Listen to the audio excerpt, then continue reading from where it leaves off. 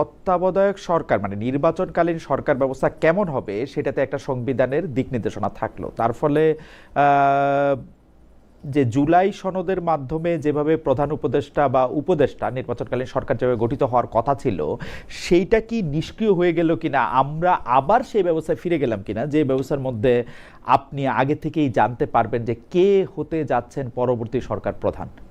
আপনাদের দুজনের কাছে প্রশ্ন। মঞ্জু ভাই, আপনার কাছে প্রথম আসি। ধন্যবাদ খালেদ মহিউদ্দিন আপনাকে। এখানে আনিস আলমগীর ভাই আছেন। দর্শকদেরকে শুভেচ্ছা আপনাদের মাধ্যমে। এটা আমরা যখন ঐকমত্য কমিশনে আলোচনা করছিলাম, তখনই কিন্তু এই আলোচনাটা উঠেছিল যে এই সংশোধনীটা বাতিলের রায়টা যদি বাতিল হয়ে যায়, অর্থাৎ আবার যদি তত্ত্বাবধায়ক সরকার ব্যবস্থা তারা ফিরে আসে, তাহলে সেটা কি হবে।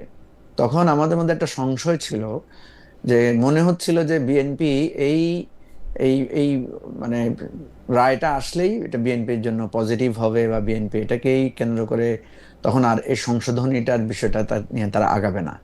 তো সেই জন্য আমরা কিন্তু ওই তত্ত্বাবধায়ক সরকারের ইস্যুটা কিন্তু সেখানে সংস্কার কমিশন এবং ঐকমত্য কমিশনে ডিটেইল আলোচনা করেছি। কোন প্রসেসে তত্ত্বাবধায়ক সরকার প্রধান নিয়োগ হবেন এবং অন্যান্য উপদেষ্টারা কিভাবে নিয়োগ হবেন। আপনি জানেন যে যেটা নিয়ে বিএনপির সাথে আমাদের কিছুটা ঐকমত্য হয়েছে, কিন্তু শেষ অংশে গিয়ে সেখানে দ্বিমত হয়েছে। অর্থাৎ যখন অনেকগুলো স্তর পার হওয়ার পরে এটা হবে না, প্রথমটা বলা হয়েছে যে আহ, একটা বাছাই কমিটি বা সরকারি দল বিরোধী দলের পক্ষ থেকে নাম প্রস্তাব করা হবে, সেই নামের মধ্য থেকে তারা যাতে বিচার বিভাগের কেউ না হন, তারা যাতে গ্রহণযোগ্য ব্যক্তি হন, এই ধরনের নানা ক্রাইটেরিয়ার কথা বলা হয়েছে। অর্থাৎ তত্ত্বাবধায়ক সরকার প্রধান এমন একজনকে করার প্রসেসটাকে আমরা গুরুত্ব দিয়েছি যিনি সরকারি দল বিরোধী দল বা অন্যান্য সকল রাজনৈতিক দল জনমানুষের কাছে গ্রহণযোগ্য হবেন। তো একটা পর্যায়ে গিয়ে বলা হয়েছে যে এই এই প্রসেস যদি ফেল করে, ওই প্রসেস যদি ফেল করে, লাস্টে গিয়ে একটা অপশন রাখা হয়েছে যে সংসদ ঠিক করবে যে কে তত্ত্বাবধায়ক সরকারের প্রধান হবেন। সেই জায়গা থেকে র্যাঙ্কস এন্ড চয়েস বা নানা রকমের টার্মগুলো নিয়ে কিন্তু অনেক বিতর্ক হয়েছে, এবং বিএনপি এটা রাখার পক্ষে ছিল যে পার্লামেন্ট এটা করবে। আমাদের একটা আশঙ্কা যে পার্লামেন্ট যদি করে তাহলে সবসময় এটা দেখা যাবে যে যারা ক্ষমতায় থাকবে, যেই থাকুক, যারা ক্ষমতায় থাকবে তত্ত্বাবধায়ক সরকার প্রধান তাদের ঐচ্ছিক বা তাদের পছন্দসই ব্যক্তি হবেন। সেজন্য আমরা এই অংশটা বা এই অপশনটা আমরা রাখতে চাচ্ছিলাম না।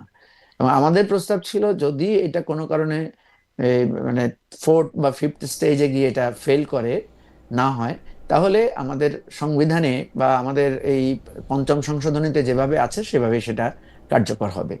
তো এইটা নিয়ে তো বিএনপি নোট অফ ডিসেন্ট দিয়েছে। আমরা যেহেতু জুলাই সনদের মধ্যে এই অংশটাকে এমফেসাইজ দিয়েছি, গুরুত্ব দিয়েছি, সুতরাং আমরা এটার উপরেই আমাদের অবস্থান অত্যন্ত স্পষ্ট থাকবে, স্থির থাকবে। আমরা চাইবো তত্ত্বাবধায়ক সরকার ব্যবস্থা যাতে সেভাবে হয়। পঞ্চম সংশোধনীর আলোকে বা যেটা পঞ্চদশ। আমাদের এখন সংবিধানে আছে, সরি, পঞ্চদশ সংশোধনীর আলোকে বা এখন যে সংবিধানে যেভাবে আছে, এটা যদি সেভাবে থাকে, তাহলে কিন্তু সরকারের পক্ষ থেকে বিতর্কিত হওয়ার যেটা আহ, আপনার আপনার জানা আছে, যেটা আগে হয়েছে সেরকম একটা বিতর্কিত প্রসেস হওয়ার বা যে কোনো একজনকে চয়েস করার ব্যাপারটা নিয়ে বিতর্ক হতে পারে। এটা আমাদের জন্য ভালো হবে না। আহ, মঞ্জু ভাই, আমি দুই তিনটা বিষয় আপনার একটু দৃষ্টি আকর্ষণ করতে চাই। কারণ তত্ত্বাবধায়ক সরকার ব্যবস্থা নিয়ে যে এই আলোচনা বা যে তরজাটা, এটা তো আজকে নতুন না। এটা 96 সাল থেকেই যখন একটা ফরমেশন হবে সেইটাতে শুরু হয়েছে। আবার এই তত্ত্বাবধায়ক সরকার ব্যবস্থা বাতিল দিয়ে যখন আদালতে শুনানি হয়েছে, 10 জন এমিকাস কিউরি এবং সরকার পক্ষের অ্যাটর্নি জেনারেল তাদেরকে শোনা না শোনার সেগুলির অভিজ্ঞতা আমাদের সবারই কম বেশি হয়েছে। আমি এটার মধ্যে এটা বলতে চাই, যদি তত্ত্বাবধায়ক সরকার ব্যবস্থাটা এরকম হয় যে সবার কাছে গ্রহণযোগ্য একজন ব্যক্তিকে এটা নির্বাচিত করা হবে, যেটা প্রথম পয়েন্ট জুলাই সনদ সংস্কার মানে সংবিধান সংস্কার যেটা করা হয়েছিল, আসলে কি আমাদের সবার কাছে গ্রহণযোগ্য কোনো একটা লোক আসে আমাদের? এবং সেই ক্ষেত্রে তো সেটা আরও বেশি ম্যানিপুলেট করা সম্ভব হবে। এবং আপনি যেটা বললেন সেটার সাথে আমি শতকরা 100 ভাগ একমত। যদি এটা পার্লামেন্টের কাছে আপনি ঠিক করে দেন, সর্বশেষ সংখ্যাগরিষ্ঠ সংসদ সদস্যের পার্লামেন্টই ঠিক করে নিবে যে এটা অমুক তত্ত্বাবধায়ক সরকারের প্রধান হবেন। তো সেই ক্ষেত্রে যার দায়িত্বে বাংলাদেশের বিচার বিভাগ ছিল, সেই অবসরপ্রাপ্ত প্রধান বিচারপতির কাছে দেওয়াই এটা ন্যায্য কিনা, মানে সবচেয়ে ভালো সলিউশন কিনা, আপনার কাছে কি মনে? আপনারা এইটা আলোচনা করছিলেন কিনা? আমি কেন এই কথাটা বলতেছি, যেমন ধরা যাক এটা যদি চেয়ার না হইয়া গ্রহণযোগ্য একজন ব্যক্তি। আপনি জানেন যে যখন 2014 সালে এরকম একটা ডেডলকের মতো সৃষ্টি হয়েছিল 2013-র শেষ দিকে, 2014 সময়ে, সেই সময় ব্যারিস্টার রফিকুল ইসলাম নিজে ভলান্টিয়ার করছিলেন। ব্যারিস্টার রফিকুল ইসলাম বলছিলেন যে আমি যেহেতু বেগম জিয়া এবং শেখ হাসিনা দুজনেরই উকিল, তো ওনারা যদি বলেন তাহলে আমি এটা করতে পারি। শেখ হাসিনা তখন বলছিলেন উনি কার খালুরে, আপনার মনে থাকবেন যে মানে কে কার খালুরে এটা বলছিলেন। তো কে এরকম আছেন যিনি আসলে এটা হইতে চাবেন? তো সেই ক্ষেত্রে এইটাই সবচেয়ে মন্দের ভালো কিনা যে সর্বশেষ অবসরপ্রাপ্ত প্রধান বিচারপতি হবেন হচ্ছে তত্ত্বাবধায়ক সরকার ব্যবস্থার প্রধান? না, এবারে কিন্তু এটা নিয়ে সিরিয়াস কথাবার্তা হয়েছে, কারণ আমরা চেয়েছি বিচার বিভাগ এখানের মাধ্যমে ম্যানিপুলেটেড হয়েছে, ক্ষতিগ্রস্ত হয়েছে। আপনার মনে থাকার কথা যে প্রথম তত্ত্বাবধায়ক সরকার আলোকে যেটা হয়েছিল, অর্থাৎ বিচারপতি শাহাবুদ্দিন আহমেদ যখন দায়িত্ব নেন, উনি কিন্তু এরশাদ সরকারের সময়কার প্রধান বিচারপতি, কিন্তু ওনাকে নিয়ে কোনো বিতর্ক হয় নাই, কারণ তখনও বিচার বিভাগ এত বিতর্কিত হয় নাই। কিন্তু বিএনপি যে সময়টা, অর্থাৎ সম্ভবত এটা 2006 সালের আমি দিকে। একটু মঞ্জু ভাই একটু টেকনিক্যাল জিনিস বলি। শাহাবুদ্দিন সাহেব আসলে তত্ত্বাবধায়ক সরকার ব্যবস্থার প্রধান ছিলেন না। শাহাবুদ্দিন সাহেবের পরে তত্ত্বাবধায়ক সরকার ব্যবস্থা গঠন করা হয়েছে। মানে 1991 সালে একটা অস্থায়ী সরকার ব্যবস্থা গঠন করা হয়েছিল, যেখানে প্রেসিডেন্ট ভাইস প্রেসিডেন্ট দুইজনই পদত্যাগ করার ফলে একজনকে অস্থায়ী রাষ্ট্রপতি নিয়োগ দেওয়া হয়েছিল, এবং he happens to be the chief justice from মানে ওই সময়টার মধ্যে। মানে তখনও তত্ত্বাবধায়ক সরকার ব্যবস্থা ছিল না আর কি। না, আমি ওটাই মিন করেছি একটু। প্রথম কথা হচ্ছে উনি তত্ত্বাবধায়ক সরকার নামে ছিলেন না, কিন্তু রোলে তো আসলে তত্ত্বাবধায়ক সরকারই ছিলেন। মানে ওই সময়টা ইন্টারিম টাইমটা উনি দায়িত্ব পালন করেছেন। আমি যেটা বোঝাতে চাচ্ছি যে এই পতিত এরশাদ সরকারের নিয়োগকৃত একজন চিফ জাস্টিসকেই আমরা সবাই মেনে নিয়েছি যে উনি ইন্টারিম টাইমটা আমাদের এই নির্বাচন পরিচালনার দায়িত্বে থাকবেন। ওনাকে নিয়ে বিতর্ক হয় নাই, কারণ তখন পর্যন্ত বিচার বিভাগটা অত বিতর্কিত হয় নাই। এটা ওই যে আপনি তো 2006 সালে যে বা 5 সালের দিকে যখন আপনার বিচারপতির বয়স বাড়ানো নিয়ে বিতর্কটা শুরু হলো, অর্থাৎ তত্ত্বাবধায়ক সরকারের প্রধান কে হতে পারেন এই ধরনের ম্যাপিং শুরু হলো, তখনই সবার মধ্যে এটা নিয়ে, আপনি জানেন তখন ওই সময়ে একটা মানে অনেকগুলো বিচারপতিকে নিয়ে অলরেডি মানে স্মৃতি তো আমাদের একটু কমে গেছে, ওই ওই ঘটনাগুলো ঘটেছে। বেশ কয়েকজন প্রধান বিচারপতিকে নিয়ে তখন আলোচনা হয়েছে, উনি ছাত্রদল করেছেন, উনি বিএনপি ছিলেন, এই ধরনের ডিসকাশন গুলো পাবলিকলি আসছে, যেগুলো এর আগে কখনো আসে নাই। এরপরে আওয়ামী লীগ ক্ষমতা আসার পরে বিচারপতি নিয়োগে যেভাবে বিচারাঙ্গনকে কলুষিত করা হয়েছে, সেই জায়গা থেকে ওই যে অ্যামিকাস কিউরিরা বা আমাদের নাগরিক সমাজের লোকেরা বলেছেন যে আমাদের বিচার বিভাগকে এটার বাইরে রাখা উচিত। তো সেজন্য আপনি যেটা বলেছেন যে এটা অত্যন্ত কঠিন একটা কাজ, কিন্তু এরপরও তো ধরেন এবারে এবারে ডক্টর ইউনূসকে নিয়ে তো আমরা সবাই একমত ছিলাম। প্রফেসর ইউনূসের নিয়োগের ব্যাপারে কিন্তু কেউই প্রথমে আপত্তি তোলেন নাই, এবং সকলেই ওনাকে মানে দায়িত্ব নেয়ার ব্যাপারে সবাই অনুরোধ করেছেন। এর আগেও কিন্তু 111-এর সময় কিন্তু ডক্টর ইউনূসের নামটা এসেছিল, এবং ওটার ওনার ব্যাপারে তখনও সম্মতি ছিল, কিন্তু উনি সম্ভবত একটা লং টার্ম টাইম চেয়েছিলেন, যার কারণে সেটা হয়নি। এটা আলোচনা আছে, কিন্তু এটার অথেন্টিকেশন এখনো ক্লিয়ার না। আমি যেটা মনে করি যে যদি ধরেন নাম দেয়া হয় যে ঠিক আছে আপনারা নিরপেক্ষ বা আপনাদের দৃষ্টিতে মধ্যম, সবার কাছে গ্রহণযোগ্য, আপনারা 5 জনের নাম দেন, আপনারা 5 জনের নাম দেন, এইভাবে করলে কিন্তু আপনার পার্লামেন্টের দলগুলো যদি নাম দেয় তাহলে সেখানে একটা কমন নাম পাওয়া যেতে পারে, এবং গ্রহণযোগ্য নাম যে পাওয়া যাবে না তা না। পার্লামেন্টের দলগুলোকে যখন বলা হবে আপনারা 5 জনের নাম দেন, একটা জিনিস হবে কি, ধরেন আমরা উদাহরণ হিসেবে বললাম যে এখানে ধরেন আমাদের 3 জনকে বলা হলো যে যে আপনারা 5 জন করে নাম দেন, তো নিশ্চয়ই আমরা এমন নাম দেওয়ার চেষ্টা করব যাতে যেটা নিয়ে কেউ প্রশ্ন তুলতে না পারে, বিতর্ক হতে না পারে। ধরেন আমি এমন একজনের নাম দিলাম, খালেদ ভাই, আপনি বললেন যে ভাই উনি তো আপনার আত্মীয় বা উনি তো আপনার পরিচিত, আপনি ওনার নামটা দিলেন, এটা কোনো কথা হইলো? বা আপনি এমন একজনের নাম দিলেন, আমি বললাম যে খালেদ ভাই উনি তো আপনারই লোক, ওকে, আমি তো নিরপেক্ষ লোক দিলেন না। আমার মনে হয় যে এইটা মোটামুটি ভাবে আপনি পরিষ্কার করছেন, কিন্তু আমরা এটা নিয়ে আরেকটু আলোচনা করব। কারণ হচ্ছে যে আপনার কাছে ফিরে আসবো মঞ্জু ভাই, কারণ আমি শুধু ওই 2 পয়সাটা দিয়ে রাখি, আমার 2 পয়সাটা, কারণ আমি এই 29 বছর মানে সকর্মক সাংবাদিকতার 28-29 বছরে আমি যেটা দেখছি সেটা হইল আমরা বিএনপি বুদ্ধিজীবী, আওয়ামী বুদ্ধিজীবী, জামায়াতি বুদ্ধিজীবী, জাতীয় পার্টির বুদ্ধিজীবী এরকম দেখি, একদম নিরপেক্ষ কাউরে আমরা আসলে দেখি না। আপনি ডক্টর মোহাম্মদ ইউনূসের কথা আপনি বলতেছেন, কিন্তু ডক্টর মোহাম্মদ ইউনূসের পরিচয় আমার কাছে, ডক্টর মোহাম্মদ ইউনূস একজন নিরপেক্ষ নোবেল প্রাইজ পাওয়া, কিন্তু বাংলাদেশের অনেক মানুষ উনি মনে করেন যে উনাকে আনাই হয়েছে কারণ উনি শেখ হাসিনার অনেক বিপক্ষে ছিলেন, সেই জন্য। শেখ হাসিনার এতটুকু বিরোধিতা যদি তিনি না করতেন তাইলে হয়তো সবাই উনার ব্যাপারে একমত হইতো না, কারণ শেখ হাসিনা তো একটা পক্ষ।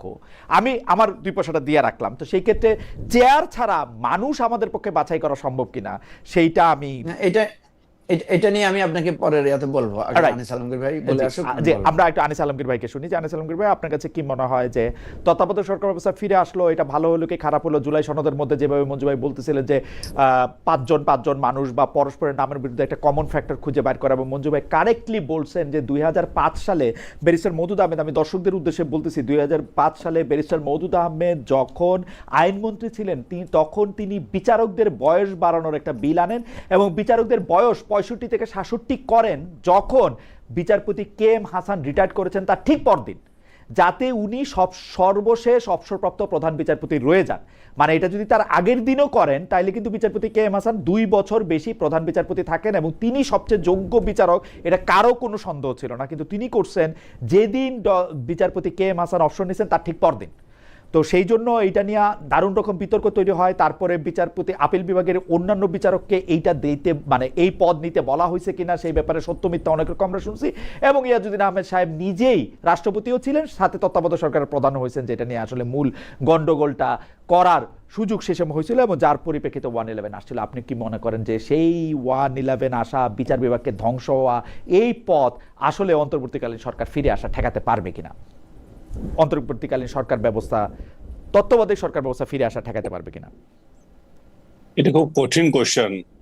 আপনারা যেভাবে দুইজনই বলছিলেন যে আসলে আমি তো প্রথম দেখি যে কোন ব্যক্তিটা প্রধান হবেন, উপদেষ্টা হবেন, সেই জায়গায় যখন বাংলাদেশে একটার পর একটা যতগুলো এসছে সবগুলো নিয়ে বিতর্ক ছিল। আপনি যে বিস্তারিত বলেছেন হাসান সাহেবের যে বিষয়টা, উনার পরবর্তীতে যিনি এসছেন তখনও একই অবস্থা, তাকে বিরোধী দল যারা যারা সরকারে তখন ছিল, বিএনপি ওইভাবে ভালোভাবে নেয় নাই। মানে দেখা গিয়েছে যে যারা ইনকামবেন্ট ইয়েতে থাকে, যারা এক্সিস্টিং থাকে সরকারে, তাদের সঙ্গে তত্ত্বাবধায়ক সরকার বিমাতাসুলভ একটা আচরণ করে, এটা সবগুলোর সঙ্গে দেখা গেছে। এতে করে ইলেকশনের পরে সেই নির্বাচনটা গ্রহণযোগ্য হয় না, ওই ব্যক্তিগুলোর সম্পর্কে কথা ওঠে। এত প্রক্রিয়ার মধ্য দিয়ে 2011 সম্ভবত আওয়ামী লীগ এটা বাতিল করেছিল। বাতিল করার পর এটা নিয়ে আবার আমরা আফসোস করলাম যে কেন এটা বাতিল করলো, কিন্তু বাতিল করেও তারা যে একটা ভালো কিছু উপহার দিতে পেরেছে তা তো না। তারা তো যা কিছু করে গেছে সেগুলো নিয়ে এত করে মডেল দাঁড় করাতে পারে নাই। তারা যে মডেল দাঁড় করিয়েছিল যে মানে রাতের ভোট, তারপর একদলীয় ভোট, এই সবগুলো নিয়ে বিতর্ক প্রেক্ষিতে আবার আমরা এখন পেছনে ফিরে যাচ্ছি। তো পেছনে ফিরে যেতে হলে প্রধান যে সমস্যা হবে সেই সমস্যা হচ্ছে যে এই দেশে নিরপেক্ষ লোক পাওয়া। খালেদা জিয়া খুব ভালো করে বলেছিলেন যে শিশু ছাড়া নিরপেক্ষ লোক নাই। এটা প্রধান উপদেষ্টা কি হবেন তার উপর যেমন একটা নির্ভর করছে, তার সভাসদ যারা থাকবে তারা কে নিরপেক্ষ। বাংলাদেশে আজকে কোনো নিরপেক্ষ লোক আছে, নিরপেক্ষ অবস্থান আছে? আপনি যে কোনো ব্যক্তিকে বলে নিরপেক্ষ অবস্থান থেকে কথা বলতে গেলে তাকে আবার ট্যাগ দিয়ে অন্য একটা দিয়ে দেওয়া হচ্ছে। এখন ঘৃণার সংস্কৃতিটা এমন ভাবে বিস্তার হয়েছে, তাতে করে তো কেউ নিরপেক্ষ অবস্থানে নিরপেক্ষ এই শব্দটাই উচ্চারণ করতে পারছে না। আপনি যদি এখন নিরপেক্ষ হন তাহলে বোধহয় আপনি হাসিনার লোক। আপনি যদি নিরপেক্ষ হন তাহলে আপনি আমারে সাপোর্ট করছেন না, কেমন নিরপেক্ষ লোক আপনি? আপনি যদি নিরপেক্ষ হন তাহলে তো ইউনূসের অপশাসনকে আপনার সাপোর্ট করতে হবে। আপনি যদি নিরপেক্ষ হন তাহলে বর্তমান সরকার যে চালাচ্ছে না, কিন্তু আনিস ভাই, সমর্থন করতে হবে। আনিস ভাই, নিরপেক্ষতার মধ্যে তো একটা কনসিস্টেন্সি লাগবে। আপনি যদি এখন যে অপশাসনের কথা বলে আপনি তার বিরোধিতা করতেছেন, সিমিলার অপশাসনের সময় আপনি আগে পরে বিরোধিতা করছেন কিনা সেটাও তো একটা দেখার জিনিস, তাই না? অবশ্যই সেই ট্র্যাক দেখতে হবে, সেটাও দেখেন সেটাও দেখেন যে এই লোক এর আগের আমলে শেখ হাসিনার কোনো সমালোচনা করেছে কিনা? হুম হুম তো যদি দেখে যে না শেখ হাসিনার সমালোচনা করে নাই, শুধুমাত্র ইউনূসের করছে, তাহলে আপনি বলতে পারেন। হুম। কিন্তু আপনি যদি সমালোচনা করার অর্থ যদি এই বুঝেন, ব্যক্তিগতভাবে আমার সম্পর্কে মনে করেন সাংবাদিক, যে আমি রাস্তায় নেমে শেখ হাসিনার বিরুদ্ধে স্লোগান দেব, সেটা হচ্ছে বিরোধিতা, এবং আমার লেখালেখি কোনো বিরোধিতা না, আমার বলার কোনো বিরোধিতা না, এবং আপনার জন্যই শুধু স্বৈর শাসন ছিল, আপনার জন্যই শুধু শেখ হাসিনা একটা আতঙ্ক ছিল, আমার জন্য ছিল না, সো আমার টেকনিক্যালি আমাকে এগোতে হয় নাই, তা তো না। সবার ক্ষেত্রে যেটা হয়েছে, আমার ক্ষেত্রে সেটা হয়েছে। এখন আপনি নিরপেক্ষতা ধরবেন কি দিক দিয়ে? যে সে আদৌ মৌলিক বিষয়গুলো নিয়ে আপত্তি করেছে না কিনা, ভুয়া ইলেকশন নিয়ে আপত্তি করেছে কিনা, অপশাসন নিয়ে আপত্তি করেছে কিনা, এবং বিরোধী দল, বিশেষ করে বিরোধী দলকে যে নির্যাতন, বিরোধী পক্ষকে নির্যাতন, বিরোধী মতকে নির্যাতন, সেই ব্যাপারে তার মুখ খুলেছে এগুলা দেখেন, সেই হিস্ট্রি দেখেন, তাহলে আপনি দেখেন যে পেয়ে যাবেন। আমার মনে হয় এখন আমি মনে করি যে প্রত্যেক ব্যক্তির ক্ষেত্রেও এরকম হবে, যে সে নিরপেক্ষ ছিল কিনা সেটা আগের হিস্ট্রি দেখে এবার দেখে দাও। কিন্তু খালেদ, সেই লোক পাওয়া খুব কঠিন। আপনি যতই বলেন 10 জন লোক আগামীতে নিরপেক্ষ ব্যক্তি নির্বাচন করতে পারবে না, যে কোনো কেয়ারটেকার সরকার আসুক, সে পারবে না। এটা তার জন্য প্রথম হিমশিম খেতে হবে 10 জন ব্যক্তি নির্বাচন করা। আনিস ভাই, আমার একটা হাইপোথিসিস আছে, সেই হাইপোথিসিস আমি দিছিলাম হচ্ছে 2023 সালে। আমার হাইপোথিসিস হচ্ছে বাংলাদেশের মানুষ নিরপেক্ষতার মধ্যে থেকে বাছাই করে আমি হয়তো পাইলাম না, কিন্তু শেখ হাসিনা যদি প্রধানমন্ত্রী পদ থেকে সইরা গিয়া অন্য যে কোনো লোককে প্রধানমন্ত্রী পদে বসায়া ইলেকশন করে, তাইলে এর চেয়ে ভালো ইলেকশন হবে এবং শেখ হাসিনা হাইরা যাবে। এটা আমার কাছে মনে হইতো যে শেখ হাসিনা নিজেও এটা জানতো।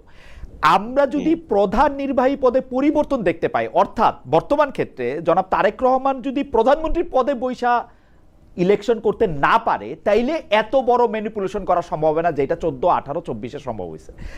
এখন এই জন্য এটা মন্দের ভালো নিয়ম কিনা, কারণ শেখ হাসিনা এটা খুব ভালো করে জানতো যে উনি জাস্ট চেয়ার থেকে সরলে, আপনি জানেন, আনিস ভাই, মঞ্জু ভাই তো আরো বেশি করে জানে, কারণ মঞ্জু ভাই সিস্টেমগুলির মধ্যে থাকে। একটা প্রস্তাব বোধহয় বিএনপি থেকে এরকমও গেছিল যে আপনারা সিনিয়র কাউকে, সংসদ সদস্য দলীয় কাউরে, যেমন তোফায়েল আহমেদ, যেমন আমু সাহেব, যেমন রাজ্জাক সাহেব, কাউরে একটা বসা একটা ইলেকশন দেন। শেখ হাসিনা ওইটাতেও রাজি হন নাই। প্রেসিডেন্টে দিয়ে ইলেকশন দেন, সেইটাতেও রাজি হন নাই। তো সেই ক্ষেত্রে চেয়ারটা পরিবর্তন হওয়াও অনেক গুরুত্বপূর্ণ ব্যাপার কিনা, আনিস ভাই, আপনি কি মনে করেন? যে না, আমি আপনার সাথে একমত এই ব্যাপারে। এবং শেখ হাসিনা যে ফর্মুলা দিয়েছিলেন, উনি থাকবেন আর মন্ত্রিসভায় বিরোধী দল থেকে আনবেন, রাইট, এটারও কোনো পরীক্ষা হয় না। এটাও যদি পরীক্ষা হতো, তাহলে আমরা দেখতে পেতাম যে বাংলাদেশে একটা সিস্টেম কাজ করে। বাংলাদেশে এখন এমন এক অবস্থার মধ্যে আছে, আমরা কোন সিস্টেমটা যে কাজ করবে সেটা নিয়ে বিশ্ব ধূম্রজাল সৃষ্টি হয়েছে। এখন যেহেতু নাই, তাহলে আমরা সহ্য করতে হবে, অপেক্ষা করতে হবে। এবং এখন যেহেতু কোনো বিরোধী দল নাই যে এটা বিরোধিতা করবে, তো যে সিস্টেম আছে সেই সিস্টেমে তো থাকবে, কারণ এটা আদালত। আপনার আরেকটু সাহায্য চাই। আপনার ধন্যবাদ, আপনি এই কথাটা মনে করাই দিয়েছেন যে শেখ হাসিনা বলছেন যে উনি সরকার প্রধান থাকেন, অন্য বিরোধী দল থেকে স্বরাষ্ট্রমন্ত্রী টন্ত্রী অনেক কিছুই উনি এটা বলছেন।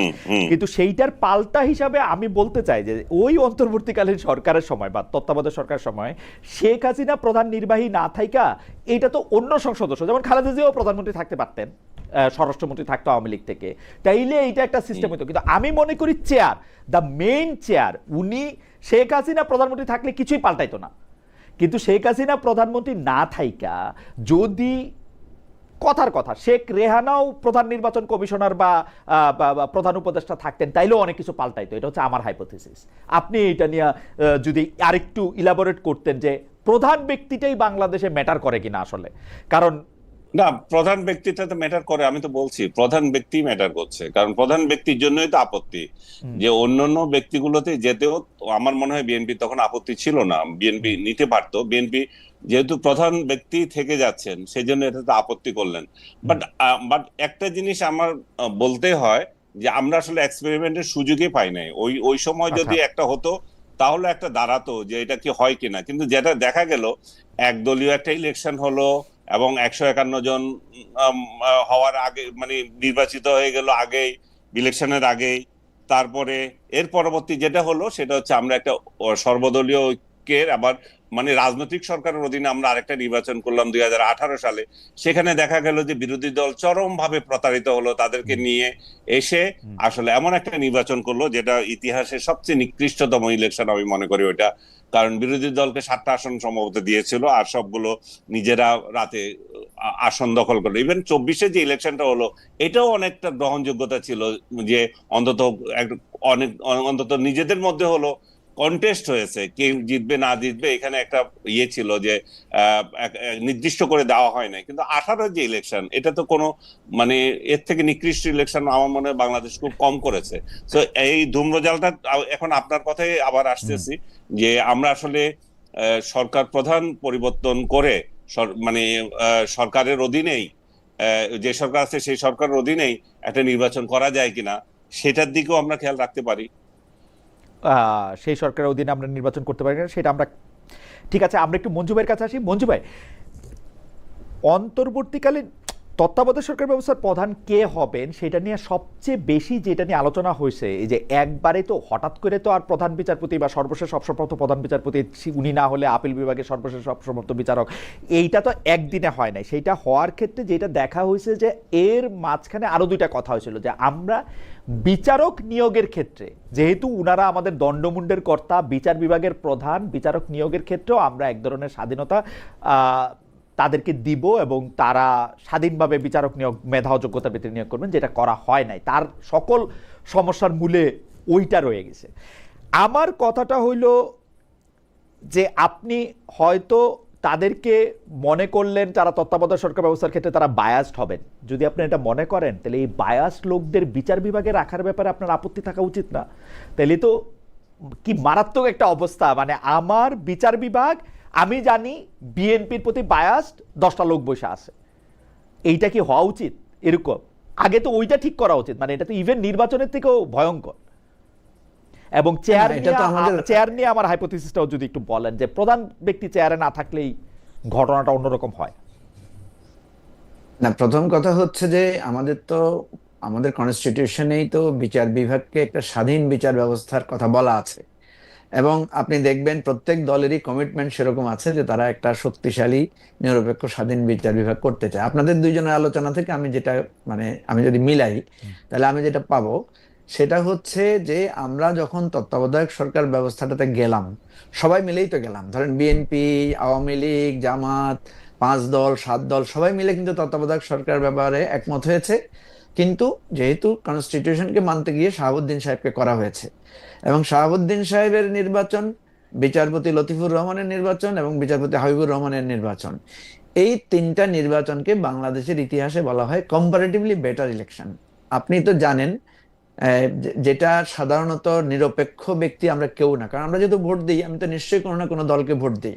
কিন্তু দেখেন, তারপরেও কিন্তু যখন বিরোধী পক্ষকেও আমরা কেউ সম্মান জানাই, তখন কিন্তু তার মধ্যে একটা নিরপেক্ষতা তৈরি হয়। যেমন আপনি যদি এখন এবার পার্লামেন্টের দিকে তাকায় দেখেন যে মেজর হাফিজ সাহেব এবং ওই যে ব্যারিস্টার যিনি ডেপুটি স্পিকার হয়েছেন, ওনারা কিন্তু বিএনপিরই লোক, বিএনপি নির্বাচিত এমপি, কিন্তু পার্লামেন্ট পরিচালনার ক্ষেত্রে তাদের মধ্যে এক ধরনের নিরপেক্ষতা বা একটা জায়গা দেখা যাচ্ছে, এবং বিরোধী দল সবসময় তাদেরকে বলতে পারছে যে আপনারা তো নিরপেক্ষতা রাখছেন না। যখনই বলছে তখন সে কিন্তু আবার নিজে ব্যারিস্টার কায়সার কামালের কথা বলছি, তখন তাদের মধ্যে কিন্তু এক ধরনের এই মানে মনোভাব কাজ করছে যে না, আমি তো একটা নিরপেক্ষ জায়গায় আছি।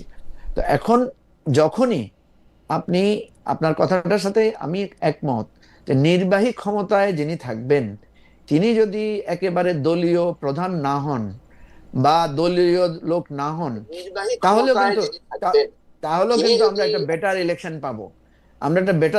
পাবো।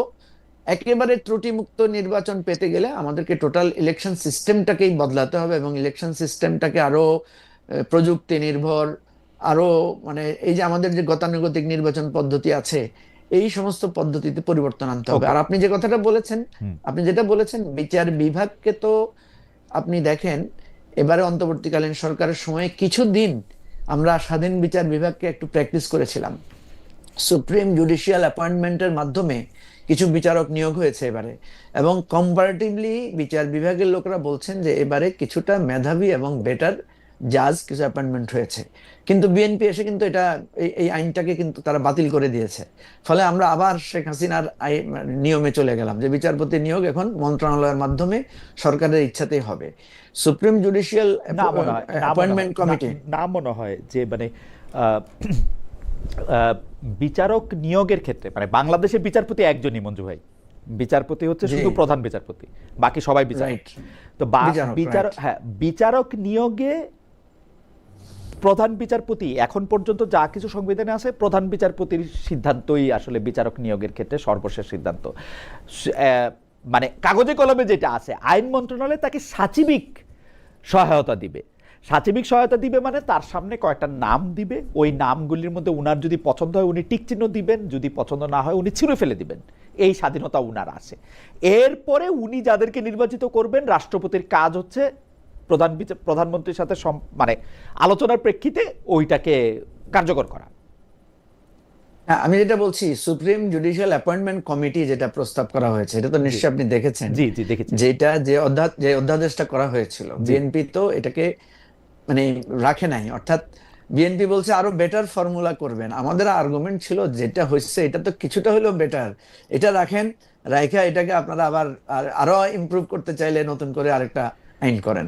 যাই হোক, আপনার সাথে আমি একমত যে শুধু তত্ত্বাবধায়ক সরকার ব্যবস্থার জন্য আমি বিচারপতিদের নিরপেক্ষ করার চাইতেও মোর ইম্পর্টেন্ট হচ্ছে আমার বিচার বিভাগকে স্বাধীন করা, আমার বিচার বিভাগকে নির্দলীয়, নিরপেক্ষ, সততার জায়গা থেকে একটা স্ট্যান্ডার্ড মানদণ্ডে করা। তো সেটা যদি আমরা করতে পারি। আমি একটু পরবর্তী প্রসঙ্গে যাওয়ার আগে আপনার কাছ থেকে একটা লাইন আমার শুনতেই হবে, যেটা আমি আসলে আনিস ভাইয়ের কাছেও শুনবো। আমি কিন্তু মনে করি বাংলাদেশে বর্তমান সংবিধানে বাংলাদেশের প্রধান বিচারপতির এই রকম ক্ষমতা দেয়া আছে যে প্রধান বিচারপতিকে আসলে আসলে কিছু করার নাই। প্রধান বিচারপতি সত্যিই দণ্ডমুণ্ডের কর্তা, কিন্তু সেইটা উনি এক্সারসাইজ করেন না। যেমন আইন মন্ত্রণালয়ের কথা হইল 2 জন নাম উনার কাছে পাঠানো যে বিচারক করবেন। আইন মন্ত্রণালয়ের বিরুদ্ধে অভিযোগ আছে যে তারা 2টা পচা নাম তার কাছে পাঠায়, এর মধ্যে যে কোনো একটা উনি সাইন করে দেয়। কিন্তু উনি যদি এটা ছুঁইরা ফালায় দেয়, কারো কিন্তু কোনো করার কিছু নাই, উনি ফালায় না কেন? মানে স্পিকার, ডেপুটি স্পিকাররা যেটা করতে পারে এটা প্রধান বিচারপতি কি করতে পারে না, নাকি কি হয় ওনার? এটা আমি খুব ইন্টারেস্টিং একটা কথা আপনি মনে করিয়ে দিয়েছেন। আমি গত অন্তর্বর্তীকালীন সরকারের সময় আমার প্রফেসর ডক্টর আসিফ নজরুলের সাথে এই বিষয়ে নিয়ে লম্বা কথা হয়েছিল। উনি আমাকে বলেছিলেন, ভাই, প্রধান বিচারপতির বাংলাদেশের এমন ক্ষমতা, ওনার দৃষ্টিতে প্রধানমন্ত্রীর পরেই প্রধান বিচারপতির ক্ষমতা বাংলাদেশে, মানে অ্যাজ পার আমাদের কনস্টিটিউশনে আমাদের যে প্রসিডিওর আছে। এখন সমস্যা হচ্ছে আপনি তো প্রধান বিচারপতিকেই বানাচ্ছেন নিজের আজ্ঞাবহ একজনকে, এবং তাকে নিয়োগের ক্ষেত্রে আপনি তো দেখেছেন প্রধান বিচারপতির সাথে মত মিলে নাই বলে বিচারপতি সুরেন্দ্র কুমার সিনহাকে কিভাবে শারীরিকভাবে হেনস্থা করে তাকে দেশ থেকে বাধ্য করা হয়েছে। তো এই ধরনের ঘটনাগুলো যদি এই ধরনের ঘটনাগুলো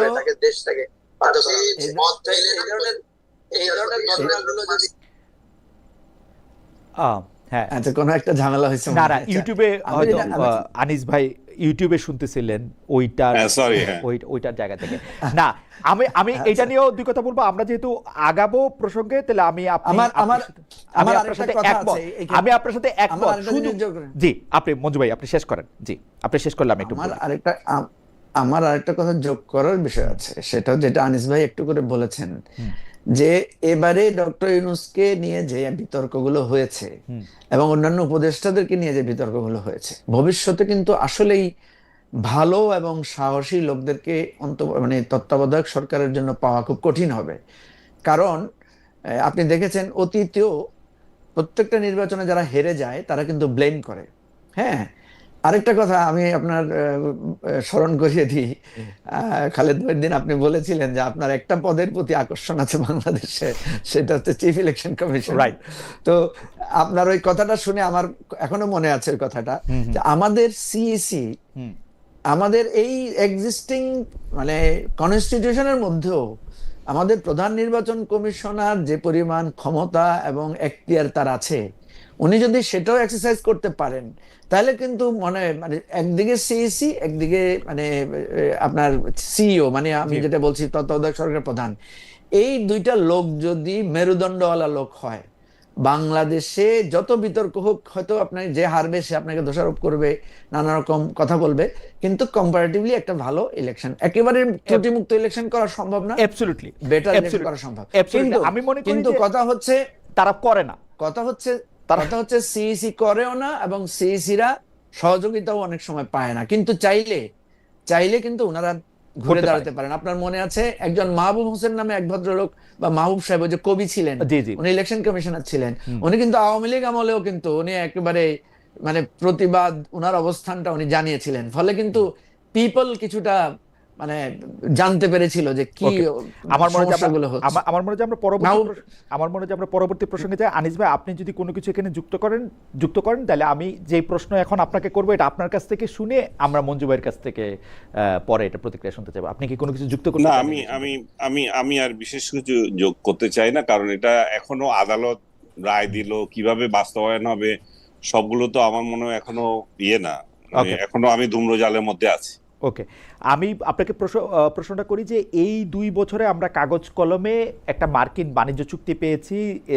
যারা জুলাইকে সমর্থন করছেন দায়িত্বশীল ব্যক্তিদের, মানে নিজেদেরকে যারা জুলাই যোদ্ধা বলতেছেন বা জুলাইয়ের আন্দোলনের মুখ্য ভূমিকা ছিলেন, তাদের মধ্যেই দায়িত্বশীল ব্যক্তিদের মধ্যে কেউ বলছেন যে ডিপ স্টেট ক্ষমতায় রাখতে চেয়েছিল 5 বছর। কেউ বলছেন যে 5 আগস্ট পর প্রতি বিপ্লব হয়ে আমেরিকার কাছে প্রকৃত ক্ষমতা চলে গেছে। সর্বশেষে আমরা দেখেছি যে সানজিদা তুলি, যিনি আসলে গুম হওয়া ভাইয়ের সন্ধান দাবিতে আন্দোলন করেছিলেন, সেই সানজিদা ইসলাম তুলি বাংলাদেশ আওয়ামী লীগ পতনের ক্ষেত্রে জুলাই আন্দোলনের পেছনে মার্কিন যুক্তরাষ্ট্রের যে রাষ্ট্রদূত ছিলেন পিটার হাসকে রিয়েল হিরো বলছেন। এইটা আপনি কীরকমভাবে দেখেন যে আসলে জুলাই আন্দোলন, মার্কিন যুক্তরাষ্ট্র রিয়েল হিরো? আমি মঞ্জু ভাইকেও একই প্রশ্ন করতে চাই, আগে আনিস আলমগীর ভাইকে শুনবো।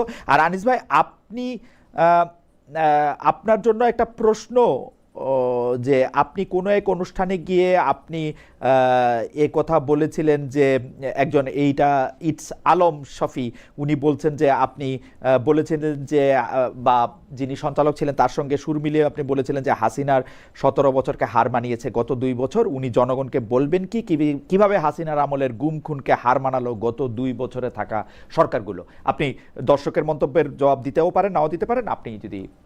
না, দর্শকের মন্তব্যটা আমি সবার আগে দিয়ে দিই, কারণ 2 বছর যে ইউনূসের আমলটা খারাপ ছিল, সেটা তো মানে ইউনূস আমল যে ভালো ছিল না সেটা তো রিসেন্ট টিআইবি রিপোর্টে বলছে। এর থেকে দুর্নীতিগ্রস্ত সরকার বাংলাদেশে আর কখনো আসে নাই, এবং এর থেকে বাজে সরকার কিভাবে হয় যে যে একজনের সাথে আরেকজনের ঝগড়া লাগানো ছাড়া আর কোনো কাজ করে নাই, এবং দেশটাকে বিক্রি করে দিয়ে চলে গেছে। যে আলোচনা আপনি প্রথমে করছিলেন সেটারই প্রসঙ্গ এখানে আসলে। ইলেকশনের 2 দিন আগে দেশটাকে উনি আরেক দেশের সাথে এমন একটা চুক্তি করলেন, এত অসম একটা চুক্তি যেটা বাংলাদেশের ইতিহাসে কখনো ঘটেনি, এবং এই চুক্তি সম্পর্কে অনেকে ওয়াকিবহাল ছিল না, এবং চুক্তির পরেও যখন সমালোচনা হচ্ছে তখন তারা এটাতে গা করছে না, এবং এই চুক্তি নিয়ে পার্লামেন্টে কোনো আলোচনা হয় নাই, কোথাও কোনো আলোচনা নাই, বরং এই দেশ বাংলাদেশ যেন ওই অধীনস্থ রাজ্য হয়ে গেছে, সেটারই আলামত আমরা দেখতে পাচ্ছি। আমেরিকান ককাস সৃষ্টি হয় বাংলাদেশে, যেটা আগে কখনো কোথাও ছিল না। আমেরিকান বড় বড় ঘনিষ্ঠ দেশ যারা আছে তারাও কোনোদিন করে নাই। আমার মনে হয় সারা ওয়ার্ল্ডে বোধহয় 4-5টা ককাস আছে কিনা জানি না, তার মধ্যে বাংলাদেশে একটা ককাস সৃষ্টি হয়ে গেল। কি প্রয়োজনটা এত তাড়াতাড়ি দেখা দিল যে আমেরিকান ককাস বাংলাদেশে লাগবে? এবং তারা কারা? সেটা নিয়ে সরকারি দলের সদস্য আছে, বিরোধী দলের সদস্য আছে, তারপর জামাত আছে, আর কি জানি যেগুলো আছে, যে আরেকটা দল এনসিপি আছে, মানে সবাইকে নিয়ে করেছে। তো বাংলাদেশ তার মানে কি, বাংলাদেশ ককাসের দায়িত্ব কি? ওই দেশের স্বার্থ রক্ষা করা। আমেরিকান স্বার্থে কোনো বিরোধিতা যখন আসে তখন সেটা যাতে কার্যকর হয়।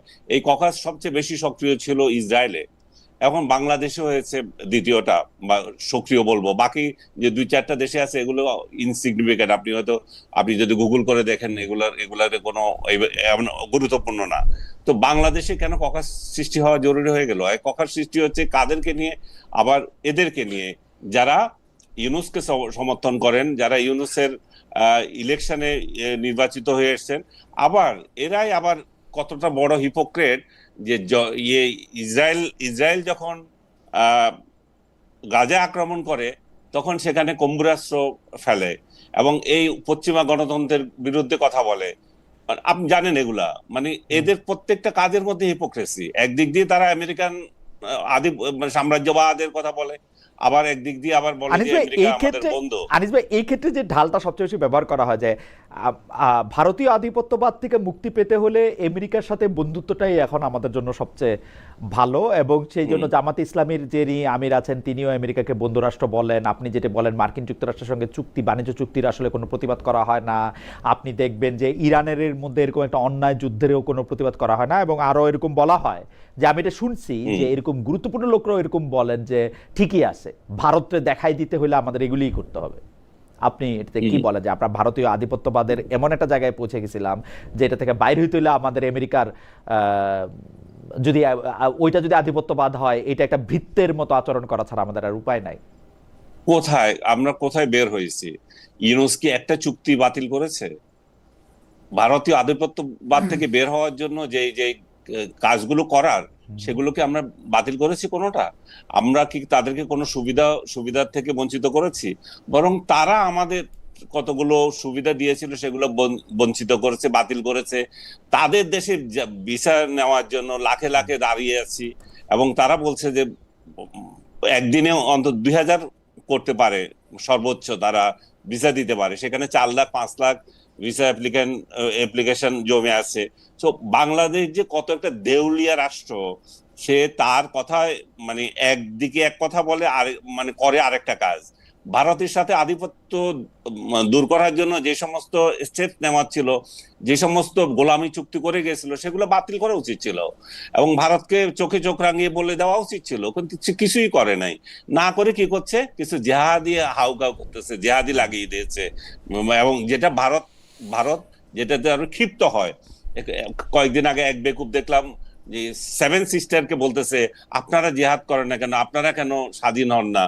এই যে বাংলাদেশে বসে ভারতের বিরুদ্ধে এই ধরনের উস্কানি দেওয়া কিংবা বাংলাদেশে বসে ভারতের প্রীতি দেখানো আমার তো জরুরি না। কিন্তু আনিস ভাই, আপনি ভারতীয় রাজনীতিবিদদেরও বাংলাদেশ সম্পর্কে, বাংলাদেশের স্বাধীনতা সম্পর্কে কোথায় কেমনে কি ঠেকাইতে হবে, রংপুরে ওইটা চলে আসছে, ওইখানে আর আপনি ভারতীয় গুরুত্বপূর্ণ ব্যক্তিদের মুখেও তো এগুলি শোনেন, মানে দুইটাই তো অশিক্ষিত বয়ান। তার মানে ওই অশিক্ষিত বয়ানটা আপনি অ্যাড্রেস করেন কিনা ওই পাশের?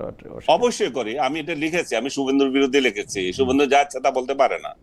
শুভেন্দু তার এবং অমিত শাহ এবং নরেন্দ্র মোদীর বিরুদ্ধে কমপক্ষে আমার 10টা আর্টিকেল আছে যখন শেখ হাসিনার আমল। এবং আপনাকে একটু গোপন তথ্য বলি যে আমি শেখ হাসিনার আমলে মোদীর বিরুদ্ধে লিখি কেন, এইটারই প্রতিবাদ এসেছে। আমি যেখানে আমার লেখা ছাপে সেখানে বলছে যে আপনি ইন্ডিয়া নিয়ে আর লিখবেন না, মানে এমন একটা পর্যায়ে গিয়েছিল। আমি কেন লিখেছি কারণ হচ্ছে যে প্রথমত হচ্ছে বাংলাদেশের সাথে রিলেশন না, ওইখানে যে মুসলমানদের নির্যাতন হচ্ছে, ওইখানে যে ভিন্ন মতকে দমন করা হচ্ছে, সেগুলোর প্রতিক্রিয়া বাংলাদেশে আসবে। ওইখানে যদি সংখ্যালঘু নির্যাতন হয়, বাংলাদেশে তার প্রতিক্রিয়া হয়। সো এবং এই রিলেশন গুলো তাতে কি হয়, বাংলাদেশ একটা সাম্প্রদায়িক রাষ্ট্র হিসেবে প্রতিষ্ঠিত হয়, এবং সেটাই হয়েছে। ওই আমলে ওইখানে যত মুসলমান নির্যাতিত হয়েছে তার প্রতিক্রিয়া এখানে হয়েছে, এখানেও সংখ্যালঘুদের উপর নির্যাতন গিয়েছে। তো তাতে করে কে লাভবান হয়েছে? সংখ্যালঘুরা নির্যাতিত হয়েছে দুই দেশের যারা এই রাজনীতি করে, ধর্মভিত্তিক রাজনীতি করে লাভবান হয়েছে। সেখানে বিজেপি লাভবান হয়েছে, এখানে জামাত এবং তার গোষ্ঠী লাভবান হয়েছে। এই কালচারই তো চলছিল। ওকে, আমি একটু মঞ্জু ভাইয়ের কাছে জানতে চাই যে মঞ্জু ভাই, এখানে আনিস ভাই যে প্রশ্নটা তুললেন যে ভারতীয় আধিপত্যবাদ থেকে আমরা মুক্তি চাই, কিন্তু ভারতীয় আধিপত্যবাদ কোন কোন প্র্যাকটিক্যাল চুক্তি করে সেটা বজায় রাখা হয়েছিল, সেই চুক্তিগুলি আমরা সামনেও দেখি নাই, সেই চুক্তিগুলি বাতিলও দেখে নাই। আপনি জানেন যে আমি ক্রমাগতভাবে এই প্রশ্ন করে যাচ্ছি যে শেখ হাসিনা গেল, ভারতীয় আধিপত্যবাদ শেষ হলো, আপনারা চুক্তিগুলি সামনে আনেন, সেগুলি বাতিল করেন, তার কোনোটাই কিন্তু আমরা অন্তর্বর্তীকালীন সরকারের সময় দেখি নাই, এখনও দেখি না। কিন্তু মানে আগে ছিল ভারতীয় আধিপত্যবাদ, এখন এটার সাথে যুক্ত হয়েছে হচ্ছে মার্কিন যুক্তরাষ্ট্রের প্রতি ভৃত্যবাদ। এই ভৃত্যবাদ বা চাকরবাদ, এই চাকরবাদটা নিয়ে আপনি আসলে এটা কিভাবে দেখেন? যেটা অনেকে বলে থাকেন, আমিও কিছুটা কিন্তু বলি, বাণিজ্য চুক্তিটা দেখেও আমার কাছে মনে হয়েছে ককাস, আমেরিকান ককাস। আমার এক বন্ধু যিনি সরকারের গুরুত্বপূর্ণ ব্যক্তি, তাকে জিজ্ঞেস করছিলাম যে ভাই ককাস ব্যাপারটা কি, উনি বলছে ভাই আরে এইটার এত গুরুত্ব দিও না, আমরা যারা চা টা খাইতে যাই তারা হচ্ছে ওখানে যাইটাই। আমি জানি না যে এই চাটা খাওয়ার জন্য একটা ককাস লাগে কিনা। আর এই ককাস আপনি এটা আসলে কি দেখেন, মানে কেন বাণিজ্য চুক্তি, কেন ভারতীয় আধিপত্যবাদ থেকে মুক্তি পাওয়ার জন্য মার্কিন যুক্তরাষ্ট্রের এটা কি, এইটা আপনি যদি একটু বলেন। আর আমি একটু দর্শকদের কথা একটু শোনাই। দর্শক উনি মানে উনার নামটা আমি পড়তে পারলাম কিনা ঠিক মতো আমি জানি না, উনার নাম রাজু আহমেদ ভাই আহমেদ। উনি বলছেন 3টা আগাছা হাসিনার বৈধতা উৎপাদন করতেছে এখানে। Thank you. আমি মঞ্জু ভাই আপনার কাছে একটু শুনতে চাই যে ভারতীয় আধিপত্যবাদ এবং মার্কিন যুক্তরাষ্ট্রের সাথে যে চুক্তি, মনিববাদ, চাকরবাদ আমরা যেভাবে বলি না কেন, সংসদ ভবনে মানে কথা নাই বার্তা নাই, 54 বছর এরকম দেখি নাই, সংসদ ভবনে 4 জুলাই অনুষ্ঠান ইয়া হবে, মানে এত আমাদের মার্কিন যুক্তরাষ্ট্র আমাদের এত এটা হইল। আমাদের রাষ্ট্র যদি, আমাদের অর্থনীতি এবং আমাদের রাজনীতি, আমাদের গণতন্ত্রের ভিত যদি শক্তিশালী না হয়, তাহলে আমাদেরকে একবার ভারত তোষণ, একবার আমেরিকা তোষণ, একবার চায়না তোষণ, এর মধ্যে ঘুরপাক খেতে হবে। তো এটা হচ্ছে আমাদের ফান্ডামেন্টাল অবস্থা। এইটাকে মাথায় ধরে যদি আলোচনাগুলো করি, তাহলে আমরা জাস্টিফিকেশনে যেতে পারবো। আদার দেন এগুলো হবে জাস্ট একটা মানে আধিপত্যবাদের বিরুদ্ধে যে গলাবাজি ছাড়া আর কিছু না। আপনি দেখেন, আমরা ভারতের সাথে, ভারত আমাদেরকে মুক্তিযুদ্ধে সহায়তা করেছে এবং সহায়তার পরপরই আমরা দেখলাম যে এই সহায়তার ভিত্তিতে ভারত আমাদের উপরে প্রভাব বিস্তার করার চেষ্টা করছে নানাভাবে। এবং আওয়ামী লীগ সরকারই তখন প্রথম ভারতের আধিপত্যবাদ মোকাবেলার জন্য নানাভাবে এখান থেকে সেনা প্রত্যাহারের নানা কার্যক্রম শুরু করেছে। এবং 71 সালের পর থেকে এ পর্যন্ত আমাদেরকে, আমরা আধিপত্যবাদী মানে সরাসরি আমাদের সার্বভৌমত্ব স্বাধীনতা যে একটা রাষ্ট্রের দিক থেকে প্রশ্নবিদ্ধ এবং আঘাতপ্রাপ্ত হয়েছে, সেটা কিন্তু ভারত নানাভাবে। সম্প্রতি যেটা হয়েছে মিয়ানমার আমাদের এখানে আপনার রোহিঙ্গাদেরকে ঢুকিয়ে এখানে একটা আলাদা আরেকটা সংকট তৈরি করেছে। আমি আলাদা আলাদা করে কয়েকটা কথা বলি। প্রথম কথা হচ্ছে, ভারতের সাথে আমাদের যে চুক্তিগুলো আছে, সেই চুক্তিগুলো অবশ্যই পর্যালোচনার দাবি রাখে। আমরা তো অনেক চুক্তি জানিই না। এখন দ্বিতীয় কথা হচ্ছে, এই চুক্তি যদি এমনই থাকে যে নন ডিসক্লোজার, তাহলে আমরা জানবো কিভাবে? তবে এই যে আমরা সাধারণত আধিপত্যবাদ বিরোধী, চুক্তি বিরোধী মঞ্জু ভাই আমি একটা 2 পয়সা দেই। আমি আন্তর্জাতিক সম্পর্কের একজন ছাত্র, মানে যদিও মানে আমার পড়তে ভালো লাগে। কোন চুক্তি নাই রাষ্ট্র টু রাষ্ট্র যেটা নন ডিসক্লোজার আছে। চুক্তি হওয়ার আগে নন ডিসক্লোজার আছে, হওয়ার পরে কোনোটা নাই। যদি না আর্মস, অন্য কোনো আছে স্পাই, ওরকম কোনো কিছু না হলে কোনো চুক্তি নাই। মানে এই যে এইসব চুক্তি, পানি চুক্তি, নদী বন্টন, কিচ্ছু নাই। নাই মঞ্জু ভাই, নাই এরকম কোনো চুক্তি যেটা পাবলিকলি পাওয়া যায়। ঠিক আছে। এখন কথা হচ্ছে, কিছু কিছু জিনিস আছে আমাদের পলিটিক্যাল রেটরিক আকার আমরা বলি, যে আমরা যখন বলি যে যেমন আমরা এখন বলছি যে ভারত আমেরিকার কাছে আমরা দেশ বিক্রি করে দিয়েছি, যেটা আনিস আলমগীর ভাই বললেন আর কি। তো এখানে আমরা এই ধরনের ব্লেমিং এ না গিয়ে আমরা যদি কনটেক্সটে যাই যে কি হয়েছিল আসলে, আমেরিকার সাথে এই ট্রেড এগ্রিমেন্টটা কেন করতে হয়েছিল, এটা তো আমাদের কাছে পরিষ্কার। যে আপনার প্রেসিডেন্ট ট্রাম্প, সে হঠাৎ করে বলল যে আমরা বিভিন্ন দেশের সাথে আমাদের যে বাণিজ্যের অসমতা আছে এটা দূর করার জন্য সে ট্যারিফ আরোপ করা শুরু করলো। এটা তো শুধু বাংলাদেশের সাথে না, বিভিন্ন দেশের সাথেই সে করলো। করতে গিয়ে আমাদেরকে 39% ট্যারিফ দিল। মঞ্জু ভাই আবার একটু কারেকশন করি, যখন আমরা এই চুক্তি করি তখন আমাদের ট্যারিফ ছিল 20%, 20% থেকে 19% হয়েছে। 38% থেকে 20% আগেই নামছে এই চুক্তি হওয়ার আগে। সেটাই তো আমি বলছি। জি, সেটা আপনাকে আমিও কারেকশন দেই। সেটা হচ্ছে, যখন 39 করা হলো তখনই কিন্তু বাংলাদেশ থেকে যোগাযোগ করা হলো। যোগাযোগ করার প্রেক্ষিতেই তখন আমেরিকানরা বলল আমরা এটা কমে দিচ্ছি, তবে আমাদের সাথে একটা চুক্তিতে আসতে হবে। শুধু বাংলাদেশের সাথে না, অনেক দেশের সাথেই তারা এই শর্তটা দিল। এই তাদের সাথে একটা চুক্তিতে আসবো এই শর্তে কিন্তু এটা 20 করা হলো, এবং চুক্তির পরে এটাকে 19-এ নামানো হলো, 1% কমানো হলো। এটাই হচ্ছে সত্য, এটাই হচ্ছে ফ্যাক্ট। আচ্ছা, এখন কথা হচ্ছে, তাহলে তার সাথে যদি আমার বাণিজ্যে অসমতা দূর করতে হয়, সে আমার থেকে পোশাক কিনছে, সে আমার থেকে ধরেন দয়া তো করতেছে না, হিমায়িত না। আমি কথাটা শেষ করি প্লিজ। আমরা হচ্ছে কি কনটেক্সটে আলোচনা না গিয়ে যদি আবেগ দিয়ে আলোচনা করি, তাইলে এখানে কখনোই সঠিক। যেমন ভারতের চুক্তির ব্যাপারেও এই ধরনের কথাই আমরা কিন্তু পড়েছি। এখন আসেন, আমরা তাদের সাথে একটা ট্রেড এগ্রিমেন্টে গেলাম যে আমরা যেহেতু আমাদের একটা গার্মেন্টস গুলো উদ্বিগ্ন হয়ে পড়লো যে আমরা আমাদের মার্কেট হারাবো, আমাদের অবস্থা খারাপ হয়ে যাবে, গার্মেন্টস বন্ধ হয়ে যাবে, সেই ক্ষেত্রে এই আলোচনাগুলো হলো। এখন কথা তো, আপনার কথাটা এখানে খুবই গুরুত্বপূর্ণ। এখানে তো আমরা কোনো দয়া করছি না। এটা তো তাদের, আমেরিকা যদি বলে যে তোমার থেকে আমি যে পরিমাণ জিনিস কিনবো সেই পরিমাণ জিনিস আমার থেকেও তোমাকে কিনতে হবে, এটা তো আমরা সব জায়গাতে আমরা চাই। আমরাও তো চাই যে আমাদের এই মানে বাণিজ্য অসমতাটা দূর হোক, তো বাণিজ্য ঘাটতিটা দূর হোক।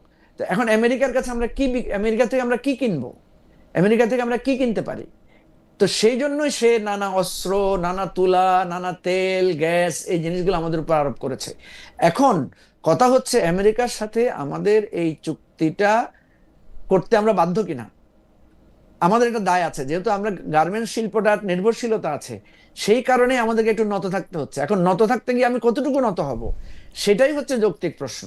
এখানে যে কোনো একটা চুক্তি করলেই এই আলোচনার চাইতেও আমি মনে করি, আমি এটার সাথে একমত যে পার্লামেন্টে এই আলোচনাটা উঠুক, যে আমি যতটুকু পাচ্ছি, আমি যে 19% একটা বেনিফিট পাচ্ছি, এটাতে আমার ইকোনমির ডিপেন্ডেন্সি এবং অবস্থাটা কোথায়, এবং আমেরিকাকে আমি যে জায়গাটাতে ছাড় দিয়েছি সেই ছাড়টা আমার মানে আরো বড় ধরনের স্বার্থের ব্যাঘাত ঘটছে কিনা।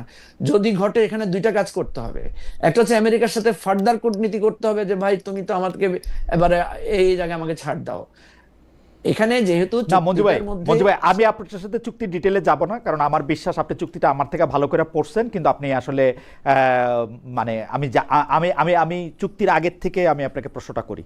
1 নম্বর প্রশ্ন, ভারতীয় আধিপত্যবাদ বাংলাদেশে যদি ব্যস্ত থাকতো তাহলে সেই চুক্তিগুলি কেন বাতিল করা হলো না, সেই চুক্তিগুলি কেন সামনে আনা হলো না, সেইটা আপনি আমাকে একটু বলেন। সেটা 2 বছরের তত্ত্বাবধায়ক সরকার করে নাই, এখন সরকার কেন করতেছে না সেটা আমাকে একটু বলেন। 2 নম্বর হচ্ছে, সরকারের ক্ষমতা থেকে 3 দিন আগে এই চুক্তিটা করা কেন প্রয়োজন হলো? বইলা যে বিএনপির সঙ্গে আমি আলোচনা করছি, জামাতের সঙ্গে আলোচনা করছি, যেখানে বিএনপি কোনো কিছু বলে নাই, জামাত বলছে তার সঙ্গে আলোচনা করে নাই। 2 নম্বর হলো, 3 দিন আগে থেকে এই জিনিস করার সময় এইটা সুপ্রিম কোর্টে পেন্ডিং এবং অলরেডি বাতিল হয়ে গেছে সেই ট্যারিফের ব্যাপারটা, এবং কোনোদিন কোনো একটা ট্রেড এগ্রিমেন্ট পারস্পরিক আলোচনার ভিত্তিতে ছাড়া এমনি হইতে পারে না যে আমরা 7 সমুদ্র 13 নদীর পার থেকে গিয়া ওদের কৃষিজ পণ্য কিনবো বিকজ আমরা ওদেরকে কম পয়সায় মানে দর্জিগিরি করে দেই, ওদের জামা সেলাই দেই, এবং এইটার সাথে এটা নির্ভরশীল। এটা হইতেই পারে না। ওদের অর্থনীতিবিদরা হিসাব করে দেখাইছে, মঞ্জু ভাই, এটা আপনি আরো ভালো করে জানবেন, যে আমরা যদি ওদের কাপড় না সেলাই, ওরা এত সস্তায় কাপড় পাবে না। আমরা যদি ওদের উপরে ডিপেন্ডেন্ট হই, ওরাও আমাদের উপরে ডিপেন্ডেন্ট, ওরা আমাদের কোনো দয়া করে না। ভাইরে, এই কথাটাই তো আমি তো বললাম, এই আলোচনাটা এভাবে টকশোতে না করে এটা নিয়ে আসেন, আমরা একদম তথ্যভিত্তিক জামাতে ইসলামী এইটা সংসদে কেন বলে না? আপনি জামাতে ইসলামী এটা সংসদে কেন বলে না? ভাই, জামাত ইসলামী সংসদে আপনি তো এটার উত্তর দিয়ে দিয়েছেন। প্রথম কথা হচ্ছে, এই চুক্তিটা করার সময় এটা তো হুট করে চুক্তিটা হয় নাই, এটার একটা লম্বা প্রসিডিউর ছিল। এবং আপনারা এই যে বারবার আনিস আলমগীর ভাই কিছু কথা বলেন, যে কথাগুলো সারবত্তা কম। যেমন আপনি দেখেন, এই যে অন্তর্বর্তীকালীন সরকার বলতে আমরা কাদেরকে বুঝি? অন্তর্বর্তীকালীন সরকার পরিচালনা করেছে কারা? অন্তর্বর্তীকালীন সরকারের নির্বাহী জায়গায় বেশিরভাগই বিএনপি, জামাত এবং কিছুটা হয়তো এনসিপির ইনফ্লুয়েন্স ছিল। অন্তর্বর্তীকালীন সরকারের আমলে যারা সচিব ছিল, এখন তো তারাই সচিব বেশিরভাগ। অন্তর্বর্তীকালীন সরকারের সময় রেভিনিউ বোর্ডের যিনি চেয়ারম্যান ছিলেন, উনি তো এই এখনো রেভিনিউ বোর্ড কন্টিনিউ করে গেছেন। অন্তর্বর্তীকালীন সরকারের সময় আইনমন্ত্রী, তারপরে বিভিন্ন জায়গায় পররাষ্ট্রমন্ত্রী। আপনি তো দেখবেন যে এখানে যে অভিযোগটা আছে, বিএনপি বলছে অন্তর্বর্তীকালীন সরকারে জামাতের ইনফ্লুয়েন্স ছিল বেশি, আর জামাত বলছে অন্তর্বর্তীকালীন সরকার হচ্ছে বিএনপির পছন্দ মতো চলেছে। এবং আমরা দেখেছি যে কোনো সিদ্ধান্ত বিএনপি, জামাত, এনসিপি কে ম্যানেজ করে অন্তর্বর্তীকালীন সরকার চলেছে। তাহলে অন্তর্বর্তীকালীন সরকারের সময়ে যে দুর্নীতির অভিযোগটা আসছে, সেই দুর্নীতি তদন্ত হচ্ছে না কেন? এখন সেই দুর্নীতির তদন্তটা কেন এনে সামনে আনা হচ্ছে না? আমি তো মনে করি দুর্নীতির তদন্তটা সামনে আসলে এই বর্তমান যারা ক্ষমতাসীন আছেন তাদেরই আজ্ঞাবহ সচিব, তাদেরই আজ্ঞাবহ আমলারা, তাদেরই আজ্ঞাবহ লোকেরাই ধরা পড়বেন। তো আমি যেটা বলছি যে অন্তর্বর্তীকালীন সরকারের তো কোনো দল ছিল না, তারা অন্তত অল্প কিছু লোক, ব্যক্তি, এবং আপনি দেখবেন দুর্নীতির অভিযোগ তাদের ব্যাপারে যেটা উঠে, স্পেসিফিক 3-4 জনের ব্যাপারে উঠে, বাকিদের ব্যাপারে কোনো কথা উঠে না। ইভেন এখনো অন্তর্বর্তীকালীন সরকারের উপদেষ্টাদের সবার নাম বলতে বললেও অনেকে নামও বলতে পারবে না। তো সুতরাং আমি যেটা বলছি, আপনি যখন একটা কথা বলবেন সেটার যুক্তি সঠিক আকারে বলতে হবে। দুদকে যে কমপ্লেনগুলা সাবমিট হয়েছে সেগুলো এখন স্টপ হয়ে আছে কেন? এখনো পর্যন্ত দুদকের ডিজি বা দুদকের পরিচালকদের নিয়োগ দেওয়া হলো না কেন এই জিনিসগুলো আগানোর জন্য? শুধু কি মুখ সুখ করার জন্য? শুধু কি আপনার শেখ হাসিনার আমলকে ভুলিয়ে দিয়ে ইউনূস এটা করেছে, ইউনূস সেটা করেছে, বা ইউনূস করেছে, ইউনূসের বিরুদ্ধে লাগেন না কেন? ইউনূস যখন ক্ষমতায় ছিল তখন প্রত্যেকদিন ইউনূসের যমুনা ঘেরাও করতে পারছেন, এখন ইউনূসের গ্রামীণ ঘেরাও করেন না কেন? ঠিক আছে না? আমার কথা হচ্ছে আমি ওই প্রসঙ্গটাতে আসি। ভারতের সাথে আমি যেটা মনে করি, যে সমস্ত চুক্তির বিষয় আছে, স্পেসিফিক যদি কোনো অভিযোগ থাকে, স্পেসিফিক যদি কারো কোনো বক্তব্য থাকে, স্পেসিফিক আসা দরকার। আমরা রাজনৈতিক রেটরিক আকারে অনেক কিছু বলেছি, রাজনৈতিক রেটরিক থাকে। আপনি দেখেন, আমরা যে আওয়ামী লীগকে সবসময় বলেছি যে তারা ভারতের দালাল, তারা ভারতের আজ্ঞাবহ সরকার, এটা তো এখন প্রমাণিত হয়েছে। তাদেরকে আশ্রয় দিয়েছে ভারত, তাদেরকে অন্যায়ভাবে লালন পালন করছে ভারত। এবং অন্তর্বর্তীকালীন সরকারের সময় যে কথাগুলো আনিস আলমগীর ভাই বললেন, এগুলো সত্য না। সরকার কিন্তু চোখে চোখ রেখে ভূমিকা রেখেছিল বলেই আনিস আলমগীর নিজেও বললেন যে উনি ইন্ডিয়ার বিরুদ্ধে লিখতে গিয়ে বাধাগ্রস্ত হয়েছেন তার অফিসে। তার মানে কি, আওয়ামী লীগের সময় ভারতের বিরুদ্ধে লিখতে গেলে নানা ধরনের সমস্যা হতো, তাই গত 1 বছর তো সমস্যা হচ্ছে না। ওকে, আমার মনে হয় যে আপনি দেখেছেন সীমান্তে পুশিনের বিরুদ্ধে বিজিবি ভূমিকা রেখেছে, সেখানে সাধারণ মানুষ গিয়ে সাথে দাঁড়িয়েছে। এটাই তো জুলাই অভ্যুত্থানের পরবর্তী বাংলাদেশ। পরিবর্তনটা এভাবে এসেছে। পরিবর্তনটা হঠাৎ করে হবে না, গ্রাজুয়ালি হবে। আমি মনে করি ভারতীয় আধিপত্যবাদের বিরুদ্ধে, কারণ ভারত আমাদের প্রতিবেশী, তাদের সাথে আমাদের ওই যে উনি একটু মানে খোঁচা দিয়ে বললেন যে লাখ লাখ লোক অ্যাপ্লাই করছে, লাখ লাখ লোক মানে আপনার ভিসার জন্য আবেদন করছে, কিছুটা বাংলাদেশকে দেউলিয়াও বলে ফেললেন উনি। তো এখন কথা হচ্ছে যে আমাদের এই জিনিসগুলো তো বাস্তবতা, এগুলোকে শুধু ঠেস মেরে, শুধু মানে একে অপরের দিকে আঙ্গুল তুলে না বলে, বাস্তবতা কেন আমার 4 লাখ লোক সেখানে ভিসা করতে চাচ্ছে, আমাদের বিজনেসের জায়গাটা থেকে আমার যেই সমস্যাগুলো আছে সেগুলো তো সমাধান করতে হবে। আদার দেন এই মানে একজন আরেকজনের দিকে দোষারোপ ঠিক আছে করে মঞ্জু তো ভাই, আমাদের সমাধানে আমার মনে পৌঁছানো হয় যাবে না। মঞ্জু ভাই, আমার মনে হয় আপনার বক্তব্য পরিষ্কার। আমি আনিস ভাইয়ের কাছে একটু যাই নতুন প্রসঙ্গ নিয়ে। তার আগে আমাদের একজন দর্শক ইটস আলমাস শাফি, উনি বলেছেন, খালেদ ভাই আপনি হয়তো জানেন না, বিডিএর বাইরে প্রায় একই দামে আরো কিছু জায়গা আছে গার্মেন্টস সেক্টরে, আর আমরা বানাই অল্প কিছু আইটেম। আমাদের কাছে কাপড় কেনা যদি দূর হয়, তবে আপনার থেকে কাপড় কোন পাগল কিনবে? ভাই আপনার জন্য আমি বলি, পরিষ্কার করে বলি, আমেরিকা কারো সাথে কোনো বাণিজ্যের ক্ষেত্রে আমেরিকান কোনো ব্যবসায়ী, কোনো ব্র্যান্ড, কেউ কোনো দয়া করে না। আমরা সবচেয়ে কম দামে, সবচেয়ে কম লিড টাইমে, বা সবচেয়ে প্রপার লিড টাইমে, সবচেয়ে প্রপার দামে, কম মার্জিনে দিতে পারি বলে আমাদের থেকে নেয়। ওরা এটা আমাদের দয়া করে না। এটা আপনাদেরও বোঝা দরকার, গার্মেন্টস মালিকদেরও আমাদের বোঝানো বন্ধ করা দরকার, এবং সরকারেরও এটা বোঝা দরকার যে আমেরিকার এটা কোনো দয়া না। না খালেদ ভাই, কেউ কাউকে দয়া করে না, এটা বলে লাভ নেই। অ্যাবসলিউটলি, তাহলে আমাদের গার্মেন্টস শিল্প বাঁচানোর জন্য যে ট্যারিফের কথাটা বলতেছে, আমি আমেরিকান পত্রপত্রিকায় পড়ছি রে ভাই, ওই ট্যারিফ যদি বজায় রাখতো, আমেরিকান অনেক স্ট্রিট শপ যারা এই কম দামে কাপড় বেচে, আমরা যে কাপড়গুলি পরি, যেগুলি বানাই, সেগুলি কম দামি বাল্ক কাপড়, এটার দাম বাড়তো, এটা কোনোদিন থাকতো না। আমেরিকান সুপ্রিম কোর্ট কেন বাতিল করছে এই ট্যারিফ? আমেরিকান সুপ্রিম কোর্ট এই ট্যারিফ বাতিল করছে কারণ ওদের ব্যবসা ক্ষতিগ্রস্ত হতো। খালেদ ভাই আমি একটু বলি, আমাদের দেশের লোকেরা বলছে না, আমরা ইন্ডিয়াতে চিকিৎসা না দিতে যাই ভারতের হোটেল বন্ধ হয়ে গেছে, হসপিটাল বন্ধ হয়ে গেছে। অন্যের কি বন্ধ হয়েছে সেটা তো অন্য জিনিস। আমেরিকান লোকেরা কম দামে কাপড় পরতে পারবে না, এটা ঠিক আছে, আমেরিকার ক্ষতি হবে। আমার গার্মেন্টস গুলো কি হবে? আমরা কোথায় ভাই, আমার গার্মেন্টস ক্ষতি হওয়ার আগে আপনি তো আমার কৃষকদের মাইরা ফেলতেছেন। আপনি তো বলতেছেন ওইখান থেকে কৃষিজ পণ্য আনতে। এটা কোন চুক্তি? আপনি চুক্তি একপাক্ষিক হয় নাকি? আপনি মঞ্জু ভাইকে এগুলো বোঝানো যাবে না। মঞ্জু ভাই এগুলি আমি বুঝতেছি না যেগুলি মঞ্জু ভাই আমাদের বুঝাইছে সারা জীবন, হঠাৎ করে আমি মুগ্ধ, উনি আপনাকে বলি মুগ্ধ, এগুলো ওনার এগুলো চোখে লাগবে না। আমি আপনাকে বলি, প্রথম কথা হচ্ছে আমরা কেউ কারো প্রেমে মুগ্ধ না। কারা প্রেমে মুগ্ধ ছিল, কারা প্রেমে অসম চুক্তি হলো, সেটাকে এরকম একটা অসম চুক্তির পক্ষে আপনি মঞ্জু ভাই বলতেছেন, আমার এটা বিশ্বাস করা কঠিন। যাই হোক, আমি অন্য প্রসঙ্গে যাই, এটা আপনার ব্যাপার, আপনি অন্য প্রসঙ্গে যান। মঞ্জু ভাই আমার একবার বুঝাই, মঞ্জু ভাইয়ের সাথে যেহেতু আমার কথা হয়, মঞ্জু ভাই আপনার সাথে যেহেতু আমার কথা হয়, আপনি আমারে বুঝাই দিন যে চুক্তিটা ভালো। প্লিজ আমি একটু বলি, জি, এই যে সমস্যাটা আমাদের এখানে, আমরা যখন কোনো আলোচনা করতে বসি, যখনই আপনার বিপক্ষে যাবেন তখন আপনি একটা ট্যাগ দিবেন, তখন আপনারটাই শুনতে হবে। না মঞ্জু ভাই, আমরা তো আপনারে শুনলাম 15 মিনিট, আপনি তো 10 মিনিট ধরে বক্তব্য দিলেন একইটাই। না আনিস ভাই ট্যাগের কথা বলতেছি না, আমরা 15 মিনিট আপনি যুক্তি দেন না। এই যে আনিস আলমগীর দেখেন নিজেকে এখন এই যে নিজেই ট্যাগের বিরুদ্ধে বলে নিজে একটা ট্যাগ দিয়ে দিল, এই যে কথা কাজের মিল নাই। আসল চরিত্রটা হচ্ছে এরকম। না না ঠিক আমি আছে, আপনাকে বলি, আমি তো আপনাকে যুক্তি দিয়ে বললাম, জি। আপনি তথ্য দিয়ে আমি বলেন। তো যুক্তি দিয়ে বলছি, আমি আপনাকে না না যুক্তি ঠিক দিলে আছে আপনি ঠিক আছে দিচ্ছেন। ঠিক আছে মঞ্জু ভাই, আপনি আমরা একটু আনিস ভাইকে শুনি। প্রতিযোগিতার একটা আনিস ভাই, চুক্তিকে সাপোর্ট করছেন। আনিস ভাই আমি বলি, শুল্ক কমানোর চাপ আনিস ভাই আমি ছিল, বলি, সেখানে আনিস ভাই বলি, মেধাস্বত্ব ধ্বংস করে দিয়েছে। আনিস ভাই আমি আপনাকে বলি, আনিস ভাই কৃষিখাত ধ্বংস করে দিয়েছে। আনিস ভাই আমি তথ্য আপনাকে দেন বলি, না। সেটার আপনি তথ্য সমর্থন দেন। করতেছেন। আপনি আমার প্রশ্ন জবাব দেন মঞ্জু ভাই, আমরা একটু থামি, আমরা তথ্য আনিস দেন। ভাইয়ের কাছে আনিস ভাই তথ্য প্রশ্ন দেন। আনিস ভাই কোন তথ্য দরকার আপনার?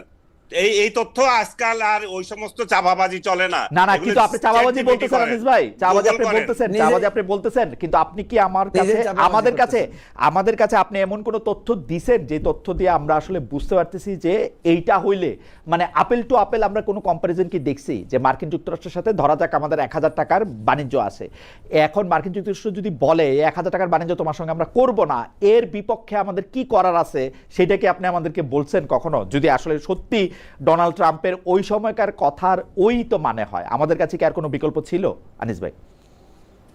আমাদের কাছে বিকল্প ছিল কি না ছিল সেটা অন্য কথা, কিন্তু আমরা বিকল্প ছিল না বলে কি আমরা কি সমুদ্রে ঝাঁপ দেব?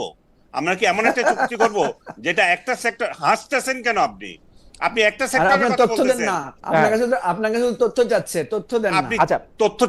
তথ্য চাই ChatGPT করেন, এটার জন্য আজকাল লাগে না, এটা যে হাসাহাসি করার দরকার আচ্ছা নাই। আনিস ভাই, আপনাকে পুরোটা দিয়ে দেবে। আনিস ভাই, এই তথ্য আজকে এতদিন পরে 5 বছর পরে 5 মাস পরে এসে আপনি বলতেছেন তথ্য দেন না।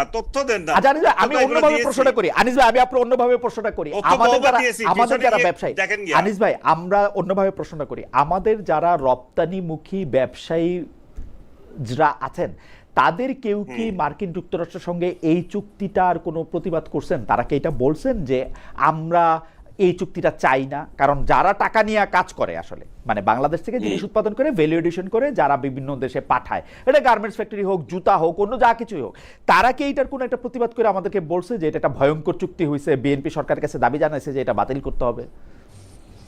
ভালো কথা বলেছেন। তারা কি কেউ বলেছেন একটি মহান চুক্তি করেছেন? তারা কি কেউ খুশি হয়েছে এই চুক্তিতে? না, তারা তো এই চুক্তিতেও খুশি হয় নাই। না, তারা তো কোনো প্রতিক্রিয়া ব্যক্ত করে নাই। বাংলাদেশে তো এখন প্রতিক্রিয়া ব্যক্ত করাই যায় না। প্রতিক্রিয়া ব্যক্ত করবেন কি করে? আপনি প্রতিক্রিয়া ব্যক্ত করতে গেলে ওই ব্যবসায়ীকে ধরে আপনি একটা মামলা দিয়ে দিবেন। না আনিস ভাই, আমি বুঝি ব্যবসায়ীদের পেটে লাথি পড়লে কিন্তু ব্যবসায়ীদের মুখ দিয়ে কথা বাইর হয়। কোনো ব্যবসায়ীরা যদি বুঝতো যে এতে বাংলাদেশের ক্ষতি হবে, মানে আমার লিড টাইমের চেয়ে বেশি টাইম দিয়ে আমি মার্কিন যুক্তরাষ্ট্র থেকে জাহাজে আনতে আমার 2.5 মাস লাগে, যেখানে আমি অন্য জায়গা থেকে 2 মাসে পাইতাম, তো বা আধা মাসে পাইতাম, আমার ব্যবসার পেটে লাথি মারলে তো আমার মুখ দিয়ে কথা বাড়িত। এরকম কারো মুখে কি আমরা এই কথা শুনছি? আমি তো দেখছি ডিটোয়ারের লোকেরা বলছে যে এটা তাদের তেমন কিছু লাভ হয় নাই। তারা বরং এই এক্সিস্টিং যে অবস্থা আছে সেটার তাদের বিরুদ্ধে, তাদের পক্ষে কি তাদের মানে ব্যবসায় এখনো যে কতগুলো জিনিস চাপিয়ে দেওয়া হয়েছে সরকারের তরফ থেকে, সেগুলো সমালোচনা তো করছে কয়েকদিন আগে, এবং সেই লোকেরা আবার তুলাধুনা করতেছে এই ইউনুসের লোকেরা। আপনি দেখেছেন নিশ্চয় এটা? আমার মনে হয় যে এফবিসিসিআই থেকে বা বাংলাদেশের কোনো, আমি দেখতেছি যে বাংলাদেশের কিছু বামপন্থী লোকজন এবং জুলাই আন্দোলনের সাথে যারা সরাসরি জড়িত ছিলেন তাদের মধ্যে মাহা মির্জা বা এরকম যারা অ্যাক্টিভিস্ট ধরনের যারা আছেন তারা এটার খুব এটার খুব সমালোচনা করতেছেন এই চুক্তিটার। ধরেন যারা আমরা বামপন্থী অধ্যাপক যাদেরকে চিনি, অধ্যাপকরা, তারা এটা বলতেছেন, কিন্তু আমরা ব্যবসায়ীদের কাছ থেকে কিন্তু এইটা নিয়ে আমাদের ঝামেলা হইতেছে, এটা আমরা সমস্যা হইতেছে এরকম আমরা শুনতেছি না শুনতেছি জামাত বিএনপি। ব্যবসায়ীরা বলে আসেন যে ব্যবসায়ীরা যে চুক্তি করছে সেটা যদি ব্যবসায়ীদের অনুকূলেই যায় তাহলে ওরা আপত্তি কেন করবে? আচ্ছা, ব্যবসায়ীরা কি বাংলাদেশের ক্ষতিটা দেখতেছে না, বা বাংলাদেশের যে ব্যবসায়ীরা কোনোদিন বাংলাদেশের ক্ষতি লাভ দেখে না, ওরা নিজেদের লাভ দেখে। মানে ব্যাপারটা ওরকম, যদি আমরা বিদেশ থেকে মানে খাদ্যশস্য না মানে এগ্রিকালচারাল প্রোডাক্ট আমদানি করি, তাহলে তো এইটার একটা মূল্যস্ফীতিজনিত চাপ বাংলাদেশের উপর পড়বে, সবকিছু দাম বেড়ে যাবে, তাদেরও জিনিসটার মানে এইটার ব্যাপারে কি তারা এটা লাভ ক্ষতিটা দেখতে পাচ্ছে না ব্যবসায়ীরা যারা এটা রপ্তানি আমদানির সাথে জড়িত? আনিস ভাই, আমার কাছে ডিটেইলস তো এই মুহূর্তে নাই। আচ্ছা ঠিক আছে, তাহলে আমি পরবর্তী প্রসঙ্গে যাই। সম্প্রতি ডয়েচে ভেলে প্রকাশিত সাক্ষাৎকারে মানবাধিকার বিশেষজ্ঞ আইরিন খান বলেছেন যে আওয়ামী লীগের উচিত ভুল স্বীকার করা এবং ক্ষমা চাওয়া, কিন্তু এখন পর্যন্ত আওয়ামী লীগ নিজেদের কোনো ভুল স্বীকার করার পথে হাঁটে নাই। তারা জুলাই আন্দোলন নিয়ে ষড়যন্ত্র তত্ত্বটাই বেশি করে বলতেছে। ভুল স্বীকার না করে ক্ষমা না চেয়ে তাদের পক্ষে প্রত্যাবর্তন সম্ভব কিনা? আনিস ভাই যদি একটু মন্তব্য করতেন। ভুল স্বীকার করা তো অবশ্যই জরুরি, কারণ একটা আন্দোলন হলো, সেখানে আপনাদের কি দোষ ছিল, অন্যদের কি দোষ ছিল, কেন আপনারা এই কোটা আন্দোলনের শুরু থেকেই অনমনীয় ভাব দেখালেন, এবং যে জিনিসটা অতি সহজেই সমাধান করা যায় সেদিকে না গিয়ে দমন পীড়নে গেলেন, সেই জায়গায় তো আপনাদের আপনাদের তো এটা জবাবদিহি করতেই হবে। এখানে ভুল স্বীকার তো প্রশ্ন আসে, কিন্তু এখন একটা রাজনৈতিক দল কিভাবে আগাবে না আগাবে সেটা তো তাদের বিষয়, তারা আসতে পারবে কি না পারবে সেই বিষয়ে তো আমি ব্যক্তিগতভাবে বলতে পারবো না। কিন্তু নাগরিক হিসাবে আমি বলবো যে তাদের ভুল ভুল ভুল স্বীকার করা, কিন্তু ভুল স্বীকার করছি না কেন সেটাও বিশ্লেষণ করা এই ব্যাখ্যা দেওয়া দরকার। ভুল স্বীকার করার কোনো মানে ভুলটা স্বীকার করতে হলে তো জুলাই আগস্টের এই আন্দোলনের সময়টা বা সেই সময় যে এত লোকগুলি মারা গেল, কেন পুলিশ বা আইন শৃঙ্খলা বাহিনী গুলি করলো, সেই ব্যাপারটা নিয়ে কিছু বলা দরকার। আপনার কাছে কি এটা মনে হয় যে আওয়ামী লীগ কখনো এই পথটার সন্ধান করতেছে, যেটা রিকনসিলিয়েশন বলে, যেটা মঞ্জু ভাইরা 5 আগস্টে পরপর বলতে শুরু করছিল যে একটা রিকনসিলিয়েশনের জায়গা থেকে এটা করা সম্ভব কিনা? আপনার এটা মনে হয় যে আওয়ামী লীগ এটা করতে চাচ্ছে, না আওয়ামী লীগ মনেই করতেছে যে এটা ষড়যন্ত্র হয়েছে? না, ষড়যন্ত্র হয়েছে, আওয়ামী লীগের যে বক্তব্য দেয় তাদের মতো তারা যদি বুঝাতে পারে যে ষড়যন্ত্র হয়েছে, সেটা যেমন কিছু কিছু ক্ষেত্রে সত্যতা পাওয়া যায়, আবার এই তাদের যে একদমই ছিল, তারা যে দমন পীড়নে গিয়েছে, তারা যে শুরু থেকেই একটা সাধারণ বিষয়কে পাত্তা দেয় নাই, এগুলো তো তাদেরকে স্বীকার করতে হবে।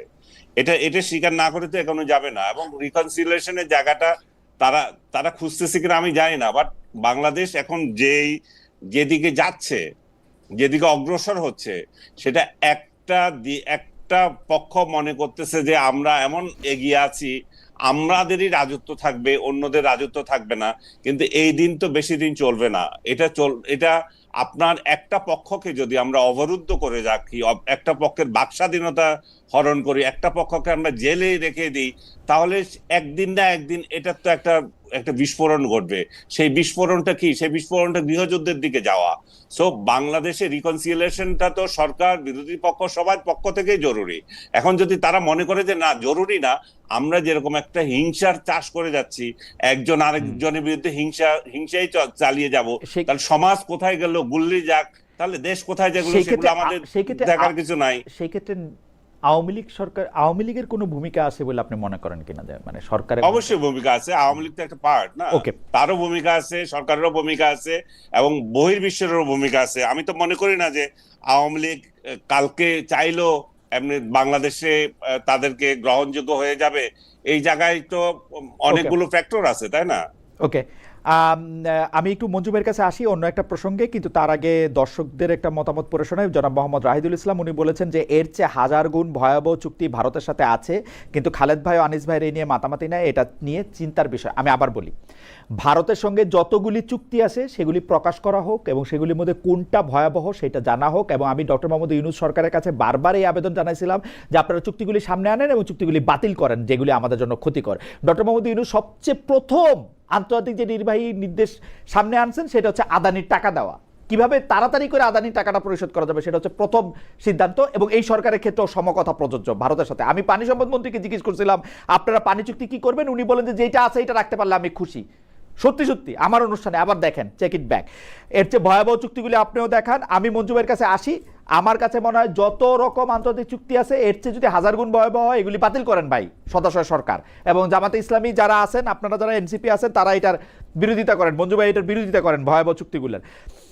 মঞ্জু ভাই, আপনার জন্য আমার প্রশ্ন হচ্ছে, অন্তর্বর্তী সরকার মোটামুটি 1.5 বছরের মধ্যে নির্বাচন দিয়ে চলে গেছে, বিএনপি সরকার ক্ষমতায় 4.5 মাসে বেশি হয়েছে আসছে, কিন্তু মানে যারা মানে সহযোগিতার জন্য, মানে খুনের সহযোগিতার এনাবলার হিসেবে যারা গ্রেফতার হয়েছিলেন, সেই লেখক, গবেষক, সাংবাদিক শাহরিয়ার কবির, সাংবাদিক মোজাম্মেল বাবু, কিংবা শ্যামল দত্ত, কিংবা ফারজানা রূপা, শাকিল, যাদেরকে আমি চিনি, তাদের কয়েকজনের নাম আমি আপনার বললাম, যে তাদের বিরুদ্ধে নতুন করে আমরা দেখতে পাচ্ছি যে শাপলা চত্বরে হত্যাকাণ্ডের দায়ে শেখ হাসিনা, তখনকার স্বরাষ্ট্রমন্ত্রী, প্রতিমন্ত্রী, পুলিশের বড় কর্তার পাশাপাশি তাদের বিরুদ্ধে মামলা হবে। এই ব্যাপারটা আসলে আপনি কেমনভাবে দেখেন যে এই হত্যা মামলাগুলি যে আবার নতুন করে হবে 2 বছর কারাভোগের পরে, সেটা আপনি কেমনভাবে দেখেন, সেটা আপনি একটু আমাদেরকে বলবেন। আর আপনার খালি আমি একটা সেকেন্ড একটু শোনাই যে আমরা দর্শকদের কাছে জানতে চাইছিলাম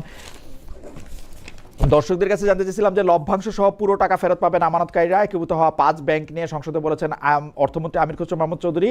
দর্শকরা এই বিশ্বাসে আস্থা রেখেছেন কিনা? শতকরা 30% আস্থা রেখেছেন, শতকরা 70% আস্থা রাখেন নাই। 3300 ভোট দেওয়া হয়েছে এই যারা আটকে আছেন লেখক সমাজে। একটু সংক্ষেপে যদি বলেন মঞ্জু ভাই। আপনার তো অনেকগুলো ইস্যু জমা গেছে, একসাথে সংক্ষেপে বলা কঠিন। জি, আমি একটা প্রশ্ন করি আনিস আলমগীর ভাইকে, উনি পরে উত্তর দিলে চলবে। উনি যে বলছেন যে এটা এক সময় বিস্ফোরণ ঘটবে, মানে আওয়ামী লীগ যে আমরা আওয়ামী লীগকে স্পেস দিচ্ছি না বা আওয়ামী লীগের লোকেরা জেলে আছে, তো এই বিস্ফোরণ থেকে বাঁচার একটা ফর্মুলা উনি আমাদেরকে দিতে পারেন কিনা, যে কি করলে এটা সমাধান হতে পারে? এটা আমি ওনার কাছ থেকে একটু শুনতে খুব আগ্রহী। নাম্বার সময় উনি বলবেন।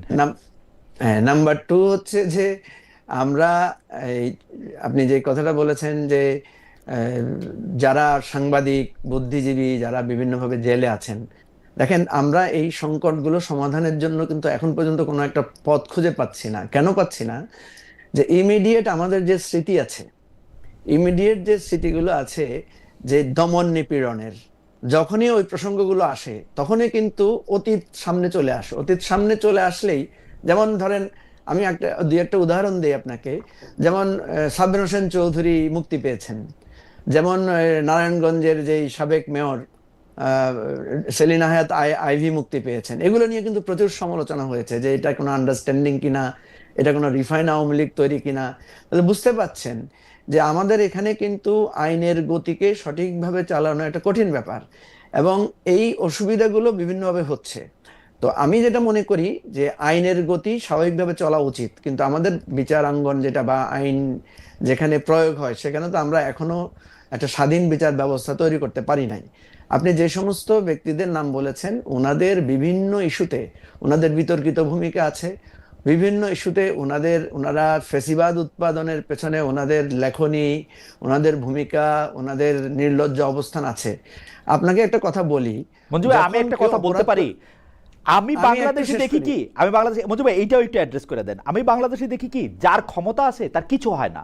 আপনি তাদেরকে ফেসিবাদ উৎপাদনের জন্য আপনি বলতেছেন, অথচ যারা, যেই ব্যবসায়ীরা, যেই ক্ষমতাধর, যেই শিল্পপতিরা ওইখানে দাঁড়ায় কি বলছে আমি আর এগুলি বলতে চাই না, তাদের কিছু হয় নাই। উনাদেরকে যারা বেতন দিচ্ছেন তাদেরও কিছু হয় নাই।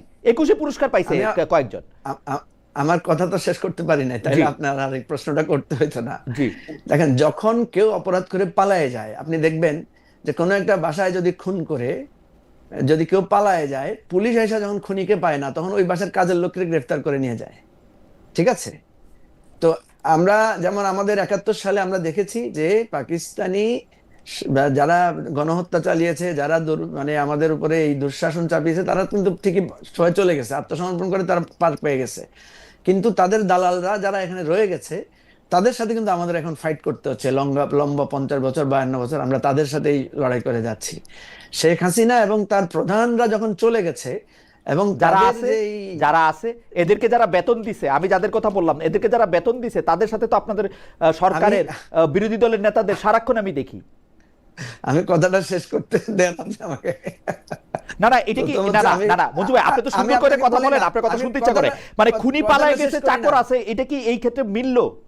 খুনিদের কথাটা শেষ করি। জি, আমি আপনার কথাটা শেষ করি। আওয়ামী লীগকে আমি 5ই আগস্টের পরে 3 ভাগে ভাগ করতে দেখতেছি।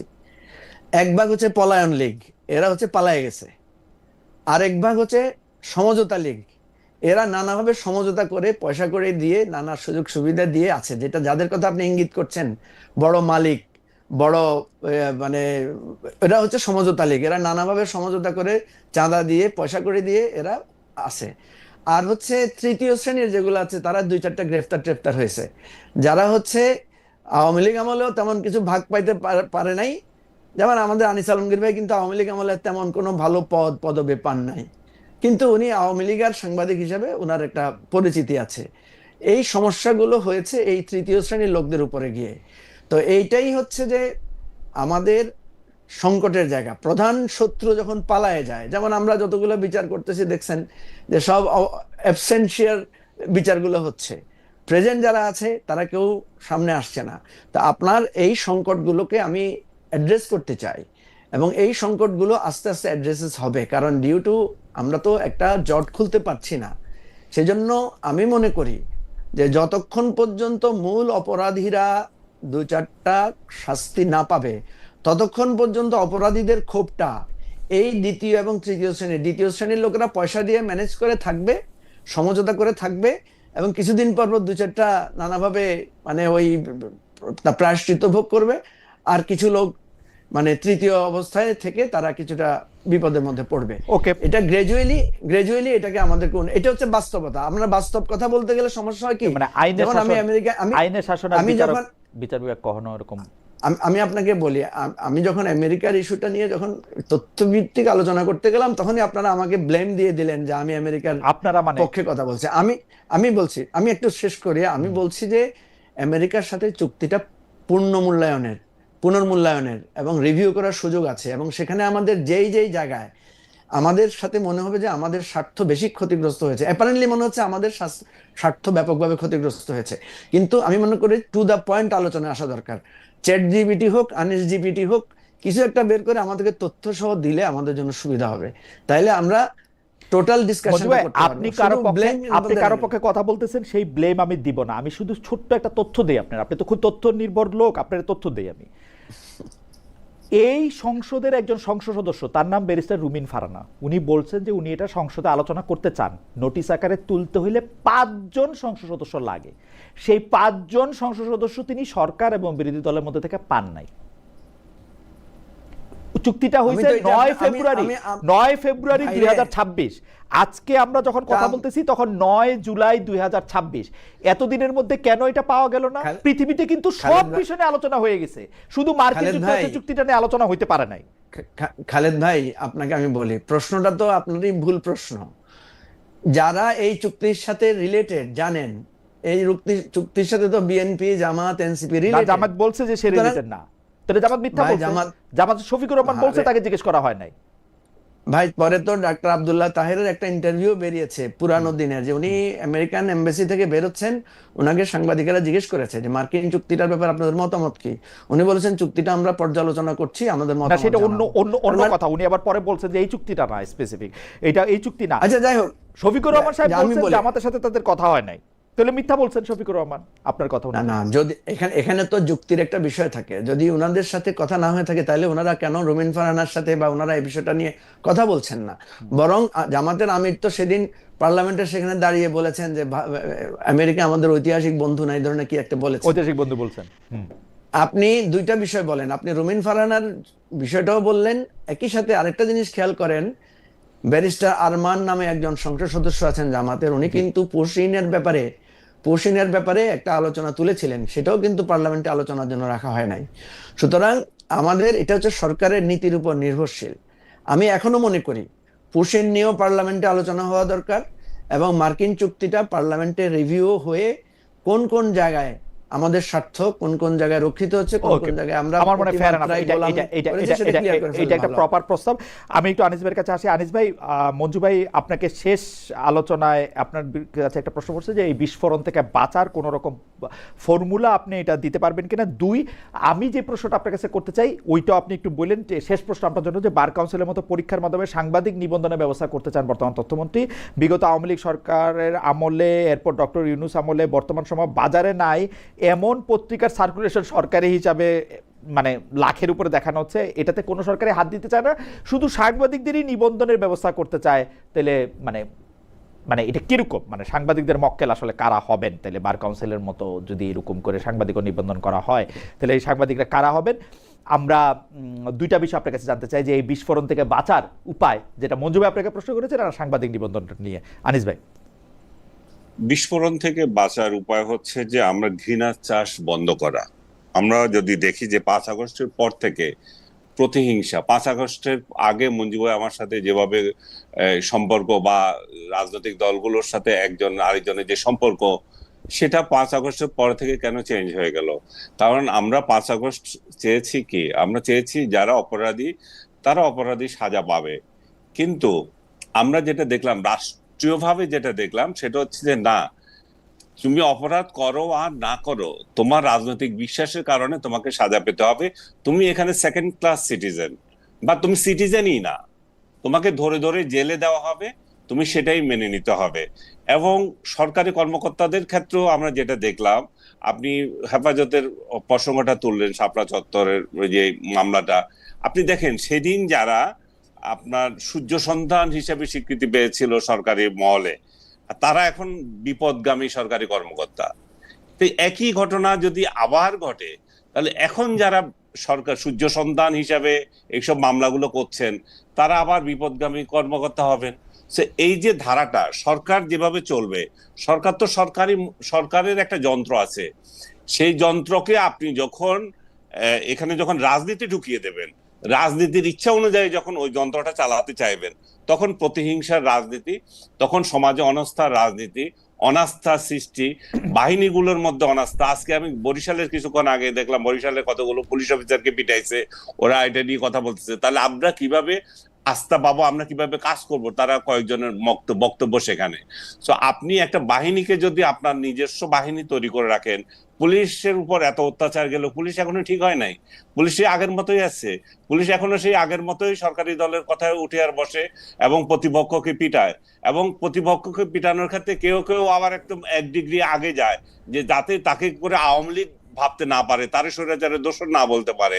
এই এই এই যে মেন্টালিটি, এই মেন্টালিটি গুলো থেকে যদি আমরা বেরিয়ে আসি। আমি আমি আমি একটু সরল করে আপনাকে প্রশ্নটা করতে চাই যে ধরেন কোনো ফর্মুলা পেলাম না। আমি একটু প্রশ্নটা করি, 15 বছর ধরে তো আওয়ামী লীগ যে সময়টা ছিল, সেই সময়টার মধ্যে আমি দেখি সবচেয়ে বেশি ক্ষতিগ্রস্ত হয়েছে ইনস্টিটিউশনগুলা, সেটা বিচার বিভাগ হোক, সেটা পার্লামেন্ট হোক, সবগুলো। এখন আওয়ামী লীগ যে এই ক্ষতিটা করছে এবং সাধারণ মানুষ যে এর জন্য ক্ষতিগ্রস্ত হয়েছে, কেউ কারাগারে মারা গেছে, কেউ গুম হয়ে মারা গেছে, কেউ এমনি মারা গেছে, এইটার জন্য প্রথম দায় তো আওয়ামী লীগের উপর আসা উচিত যে ভাই আমরা এটা করছি, এটার দায় আমরা নিতেছি। যদি এটা না হয় তাহলে হিংসা হানাহানি এটা কেমনে বন্ধ হবে? দেখেন আনিস ভাই, আপনি সবচেয়ে যৌক্তিক কথাগুলি বলেন, কিন্তু আপনার কথাটা যখন আওয়ামী লীগের পক্ষে যায়, তখন একটা বাচ্চা যার যে ক্ষতিগ্রস্ত হয়েছে তার তো একটু কষ্ট লাগবেই না? মানে এটা স্বাভাবিকভাবে, এটা কি মনে হয় আনিস ভাই? মানে এটা আওয়ামী লীগের প্রথমে আসা উচিত না দায়িত্বটা? আওয়ামী লীগের দায়িত্বটা যে আসা উচিত, এটা তো আমরা এর আগে আলোচনা করলাম। জি, আওয়ামী লীগ তো অবশ্যই এটা নিয়ে কথা বলতে হবে, রিকনসিলিয়েশনের বিষয় হলে সে একটা পার্ট। এখন এটা কিভাবে হবে, এই ফর্মুলাটা, যার ফর্মুলাটা যে পক্ষগুলো, ফর্মুলাটাই তো আপনার কাছে যাচ্ছে। জি, ফর্মুলা হচ্ছে যে যে যতগুলো পক্ষ আছেন আপনারা একসাথে বসেন, বসে ঠিক করেন। কিন্তু আপনি যদি মনে করেন যে আমি তোকে কিলাবো, আমি তোকে পিটাবোই, তুই এখানেই থাকবি, আপনার মনোভাব চেঞ্জ না হওয়া পর্যন্ত এই ফর্মুলা তৈরি হবে না। আপনি আগে নিজের মনোভাব ঠিক করেন যে এও এই দেশের নাগরিক, এ পাকিস্তান যাবে না পালাইয়া, ও আমেরিকা যাবে না, ও আপনি যে ভারতের কথা বলতেছেন, ভারত না গিয়ে কোথায় যাবে? ভারত ছাড়া আর কোথায় জায়গা আছে? সে কি পাকিস্তান যাবে না আমেরিকা যাবে? ভারতে তো যাবে না, মায়ানমার যাবে। তো যেখানে যেখানে জায়গা পাবে সেখানেই যাবে। যেখানে আপনার উপরে যখন এই অত্যাচার আসবে, তখন তো ভারত আপনাকে নেবে না, তখন আপনি পাকিস্তানও পাবেন না, এত দূর যাবেন কি করে? বা আমেরিকাতেও যেতে পারবেন না এত দূর। আচ্ছা, আমাদের সময় শেষ হচ্ছে। আপনি যদি বার কাউন্সিলের মাধ্যমে, পরীক্ষার মাধ্যমে সাংবাদিক নিবন্ধন, আচ্ছা, এই বিষয়টা আমি মনে করি যে এটা খুবই সিম্পল। সরকারের উচিত এই পরীক্ষার বিষয়টা না, এটা আমি নিজেও বলেছিলাম, বার কাউন্সিলের স্টাইলে একটা কিছু থাকা উচিত, যাতে করে কে সাংবাদিক আর কে সাংবাদিক না, এটার একটা নির্ণয় হয়। কারণ আজকাল মোবাইল বের হওয়ার পর যেভাবে সাংবাদিক হয়ে যাচ্ছে, এবং এই সাংবাদিকদের সমস্ত গালি সাংবাদিকতা পেশায় আমরা ছিলাম বলে আমাদের উপরও আসে, কেন থাকবে রে ভাই? এটার জন্য খুবই সিম্পল একটা পদ্ধতি হচ্ছে যে সরকার একটা যে কার্ড দেয়, অ্যাক্রিডিটেশন কার্ড, এই কার্ডের একটা ভালো একটা কমিটি করা। ওই কমিটি যাকে কার্ড দেবে সে সাংবাদিক হিসাবে বিবেচিত হবে। এখন যেটা হচ্ছে সেটা হচ্ছে পত্রিকাগুলোকে দেয় কার্ড, এই পত্রিকার আপনি কাজ করেন, আপনাকে 5টা, ওই পত্রিকা আপনাকে মানে ওই প্রতিষ্ঠানকে 5টা, এর প্রতিষ্ঠান 10টা, এইভাবে দেবে। আমি বলছি না, সেটা দেবে না, এখন দেবে ব্যক্তিকে। আমি সাংবাদিক, আমি যে একজন যোগ্য, সেটা ওই কমিটির কাছে, ওই কমিটি কিভাবে এটা করবে আমি জানি না। তারা ফর্মুলা তৈরি করুক। আনিস ভাই আমার এবং আমার একটা এটা একাডেমিক কোশ্চেন আছে accreditation card থাকতে হবে। আনিস ভাই আমার একটা একাডেমিক খালেদ ভাই, আনিস ভাই একটা খালেদ ভাই, সেকেন্ড মঞ্জু ভাই একটু- একটা সেকেন্ড আনিস ভাই আমার একটা একাডেমিক প্রশ্ন হচ্ছে যে ইচ্ছা সে সাংবাদিক যদি তারে বলে তাহলে কি অসুবিধা? ধরেন যে ইচ্ছা সেই সাংবাদিক হলো, প্রবলেম কি? এটাতে একটা অসুবিধা হচ্ছে, কারণ সে এটা দিয়ে চাঁদাবাজি করছে। না চাঁদাবাজি এটা করলে যদি সেটা তো- চাঁদাবাজি করছে, চাঁদাবাজি তখন করলে তাকে তো আমি ইঞ্জিনিয়াররাও ধরতে করতে পারছি পারে, ডাক্তাররাও করতে পারে, পলিটিশিয়ানরাও করতে পারে, সাংবাদিক পরিচয় তো লাগে না। না না, আপনি সাংবাদিক না। আনিস ভাই আমি আপনার কথা বলি, আমি চাঁদা চাইলে কেউ আমার চাঁদা দেয় না তো? আইনজীবী পরিচয় দিতে পাচ্ছেন না তো, হ্যাঁ তাই না? কি আইনজীবী না? আইনজীবী পরিচয়, আইনজীবী পরিচয় তো দিতে পারতেছেন না, কারণ হচ্ছে যে আপনার একটা কোর্টে গিয়া এপিআর করতে হইতেছে, ওইটার একটা মানে সনদ নিতে হইতেছে। তো সাংবাদিকতার সনদটা তো মানুষ তার সামনে দেখতেছে। যেমন আমি এখন বাংলাদেশে থাকি না, আজকে 7.5 বছর 8 বছর হইতে চললো বাংলাদেশে থাকি না। এখন আমাকে যদি বলে বাংলাদেশে তো আমার কোনো অ্যাক্রিডিটেশন নাই, এখন আমি যদি ওই সিস্টেমে যদি সরকার আমাকে বাদ দিতে পারবে, কিন্তু যে বাংলাদেশে নাই, বাংলাদেশে তখন সে আয়ত্তে নেওয়ার জন্য চেষ্টা করবে। এখন যে সিস্টেম আছে সেই সিস্টেম না, এখন যে রেশন কার্ডটা দেওয়া হয় সেটা দলীয় ভিত্তিতে দেওয়া হয়, দলীয় সাংবাদিকদের দেওয়া হয়। তারপরে কি দলীয় ভিত্তিতে বলা হবে না যে আনিস আলমগীর ভাই সাংবাদিক না, খালেদ মহিউদ্দিন সাংবাদিক? এটা তো দলীয় ভিত্তিতেই দেওয়া হবে, আপনি তো দলের কাছেই চাইলেন জিনিসটা। না, সেটা তো করে দিয়েছে যে সরকারের 5 কাছে আগস্টের পরে চাইলেন তো তো। অনেক সাংবাদিক, প্রতিষ্ঠিত সাংবাদিক না হয়ে গেছে। তো তাহলে 5 আগস্টের আপনি এটা কি যুক্তি- বাংলাদেশ 5 আগস্টের 5 আগস্টের আগে বাংলাদেশ খুবই ভালো ছিল, 5 আগস্টের পরে বাংলাদেশের সব অবক্ষয় হয়ে গেছে। না এটা বলে নাই। না মঞ্জু ভাই আপনি এটা বললেন না, আনিস ভাই এটা বলে নাই, আনিস ভাই এটা বলে নাই, আনিস ভাইয়ের মুখের কথা আপনি এটা বললেন না, কারণ তাহলে তো পরে দিয়ে এটা প্রতিষ্ঠিত হয়ে যাবে যে আনিস আলমগীর এই কথা বলেছেন, এটা মঞ্জু ভাই বলেছেন। আর আনিস ভাই কথা বলেন নাই। আনিস ভাই আচ্ছা, আমি না আমি বলি মঞ্জু ভাই, আনিস ভাই কিন্তু আগে থেকেও মানে এই আওয়ামী লীগ সরকারের আমলেও এই দলীয় ভিত্তিক, প্রেস ক্লাব ভিত্তিক, অমুক ভিত্তিক, তমুক ভিত্তিক, বিএফএসি ভিত্তিক এগুলি ভিত্তিক উনি সোচ্চার। কিন্তু এখন হয় কি, এখন উনারে তো ওই সময় কেউ দেখছে পড়ছে কিনা যাই না, এখন মনে হইতে পারে এরকম, কিন্তু মঞ্জু ভাই আপনি তো জানেন যে আপনি নতুন গজে ওঠা বিপ্লবীরা সব জায়গায় নতুন। আনিস ভাইয়ের কোনো সমস্যা, উনি সরল সহজ মানুষ, খাওয়া দাওয়া পছন্দ করেন। উনি যদি কথাটা বলার সময় এভাবেই বলেন যে আওয়ামী লীগ যে ফেসিবাদ করেছে সেই ফেসিবাদ থেকে 5ই আগস্টের পরে আমরা সেটার এখনো পরিবর্তন দেখি না, এইটা উনি বললে ভালো হয়। উনি যখন বলেন এটাই তো বলতেছি আপনাকে, কি কতভাবে বলবো যে আওয়ামী লীগের শাসনে তো আপনি অব্যাহত রেখেছেন, আওয়ামী লীগ থেকে নিকৃষ্ট শাসন দিচ্ছেন, এগুলো বলার কারণে তো জেলে গেছি। আচ্ছা আমরা অনুষ্ঠান শেষ করি, কিন্তু আপনি নিরপেক্ষভাবে দেখলে দেখবেন মঞ্জু ভাই, আমি আপনাকে বলি, আপনি দেখলে দেখবেন আনিস ভাই কিন্তু আওয়ামী লীগের সাপোর্ট করে কথা বলে না। আমরা কতবার জেলে গেছি সেই খবর তো আপনি রাখেন নাই। মঞ্জু ভাই আপনি তো রাজনীতিবিদ, আপনি একবার জেলে থাকবেন, একবার ক্যাবিনেটে থাকবেন, এইটা আপনার। কিন্তু সাংবাদিকতা শুধু কথা বলার জন্য। আপনি মনে হয় খালেদ ভাই দেখেন নাই, কয়েকদিন আগে আনিস আলমগীর একটা সামাজিক অনুষ্ঠানে গিয়েছিলেন, সেখানে লোকেরা ওনাকে বলেছেন উনি ভবিষ্যতের তথ্যমন্ত্রী। এই খবরটা মনে হয় আপনি পান নাই। হ্যাঁ, তো আপনি সুতরাং আনিস আলমগীর ভবিষ্যতে ক্যাবিনেটে গেলে মানে যাওয়ার পথটা খোলা আছে। কোন সরকার মঞ্জু ভাই আপনি যদি কোনোদিন সরকার করেন, আপনি যদি কোনোদিন সরকারের প্রধানমন্ত্রী হন, তাহলে আমি আনিস ভাই তথ্যমন্ত্রী হওয়ার সম্ভাবনা দেখি। আর কোন সরকারের তথ্যমন্ত্রী হওয়ার ক্ষেত্রে প্রথম বাধা দিবে মঞ্জু ভাই, আমি শেখ হাসিনার বিরুদ্ধে কি কথা বলেছি এগুলো তখন দেখাবে। না যাই হোক, আমরা শেষ করি মঞ্জু ভাই, আপনি শেষ কথা যদি বলে দেন। আমরা শেষ করি। প্রথম কথা হলো যে দেখেন, আনিস আলমগীর ভাইকে যখন দায়িত্ব দেওয়া হলো যে ভাই আপনি একটা ফর্মুলা দেন যে কিভাবে আমরা এখন ঠিক আছে মেলে মিশে এই খুনি আর আমরা যারা খুনের শিকার, আমরা যারা অধিকার বঞ্চিত তাদের একসাথে চলতে পারি, এই কথাটা যখন আওয়ামী লীগকেই কাউকে দায়িত্ব দিবেন, দেখবেন উনি কোনো সমাধান দিতে পারছেন না। কারণ আপনি দেখেন, আমরা যে কথাটা বলতে চেয়েছি যে এখন রিকনসিলিয়েশনের একটাই সুযোগ, যাদের বিরুদ্ধে যারা সরাসরি হত্যা, নির্যাতন, লুটপাটের সাথে জড়িত তাদের বিচার, এটা একটা প্রসেস।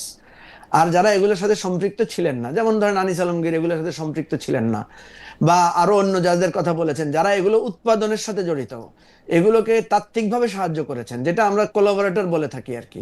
তো এই কোলাবোরেটরদেরও কি হতে পারে, তাদের সমাধানটা কি হবে, তারা কি এক ধরনের, এইভাবেই ধরে ধরে আমাদেরকে একটা রিকনসিলিয়েশনের জায়গায় যেতে হবে। কিন্তু মঞ্জু ভাই একটা রিকনসিলিয়েশনের কথা বলতেছেন, কিন্তু আমার মনে হয় যে এইটাও একটু পরিধানযোগ্য ব্যাপার। বর্তমান প্রধানমন্ত্রী বলতেছেন যে প্রতিশোধের চিন্তায় থাকলে কোনোদিনই মানে এইটা তাকে হিল করবে না যাদের মধ্যে প্রতিশোধ না থাকে, সেইটাও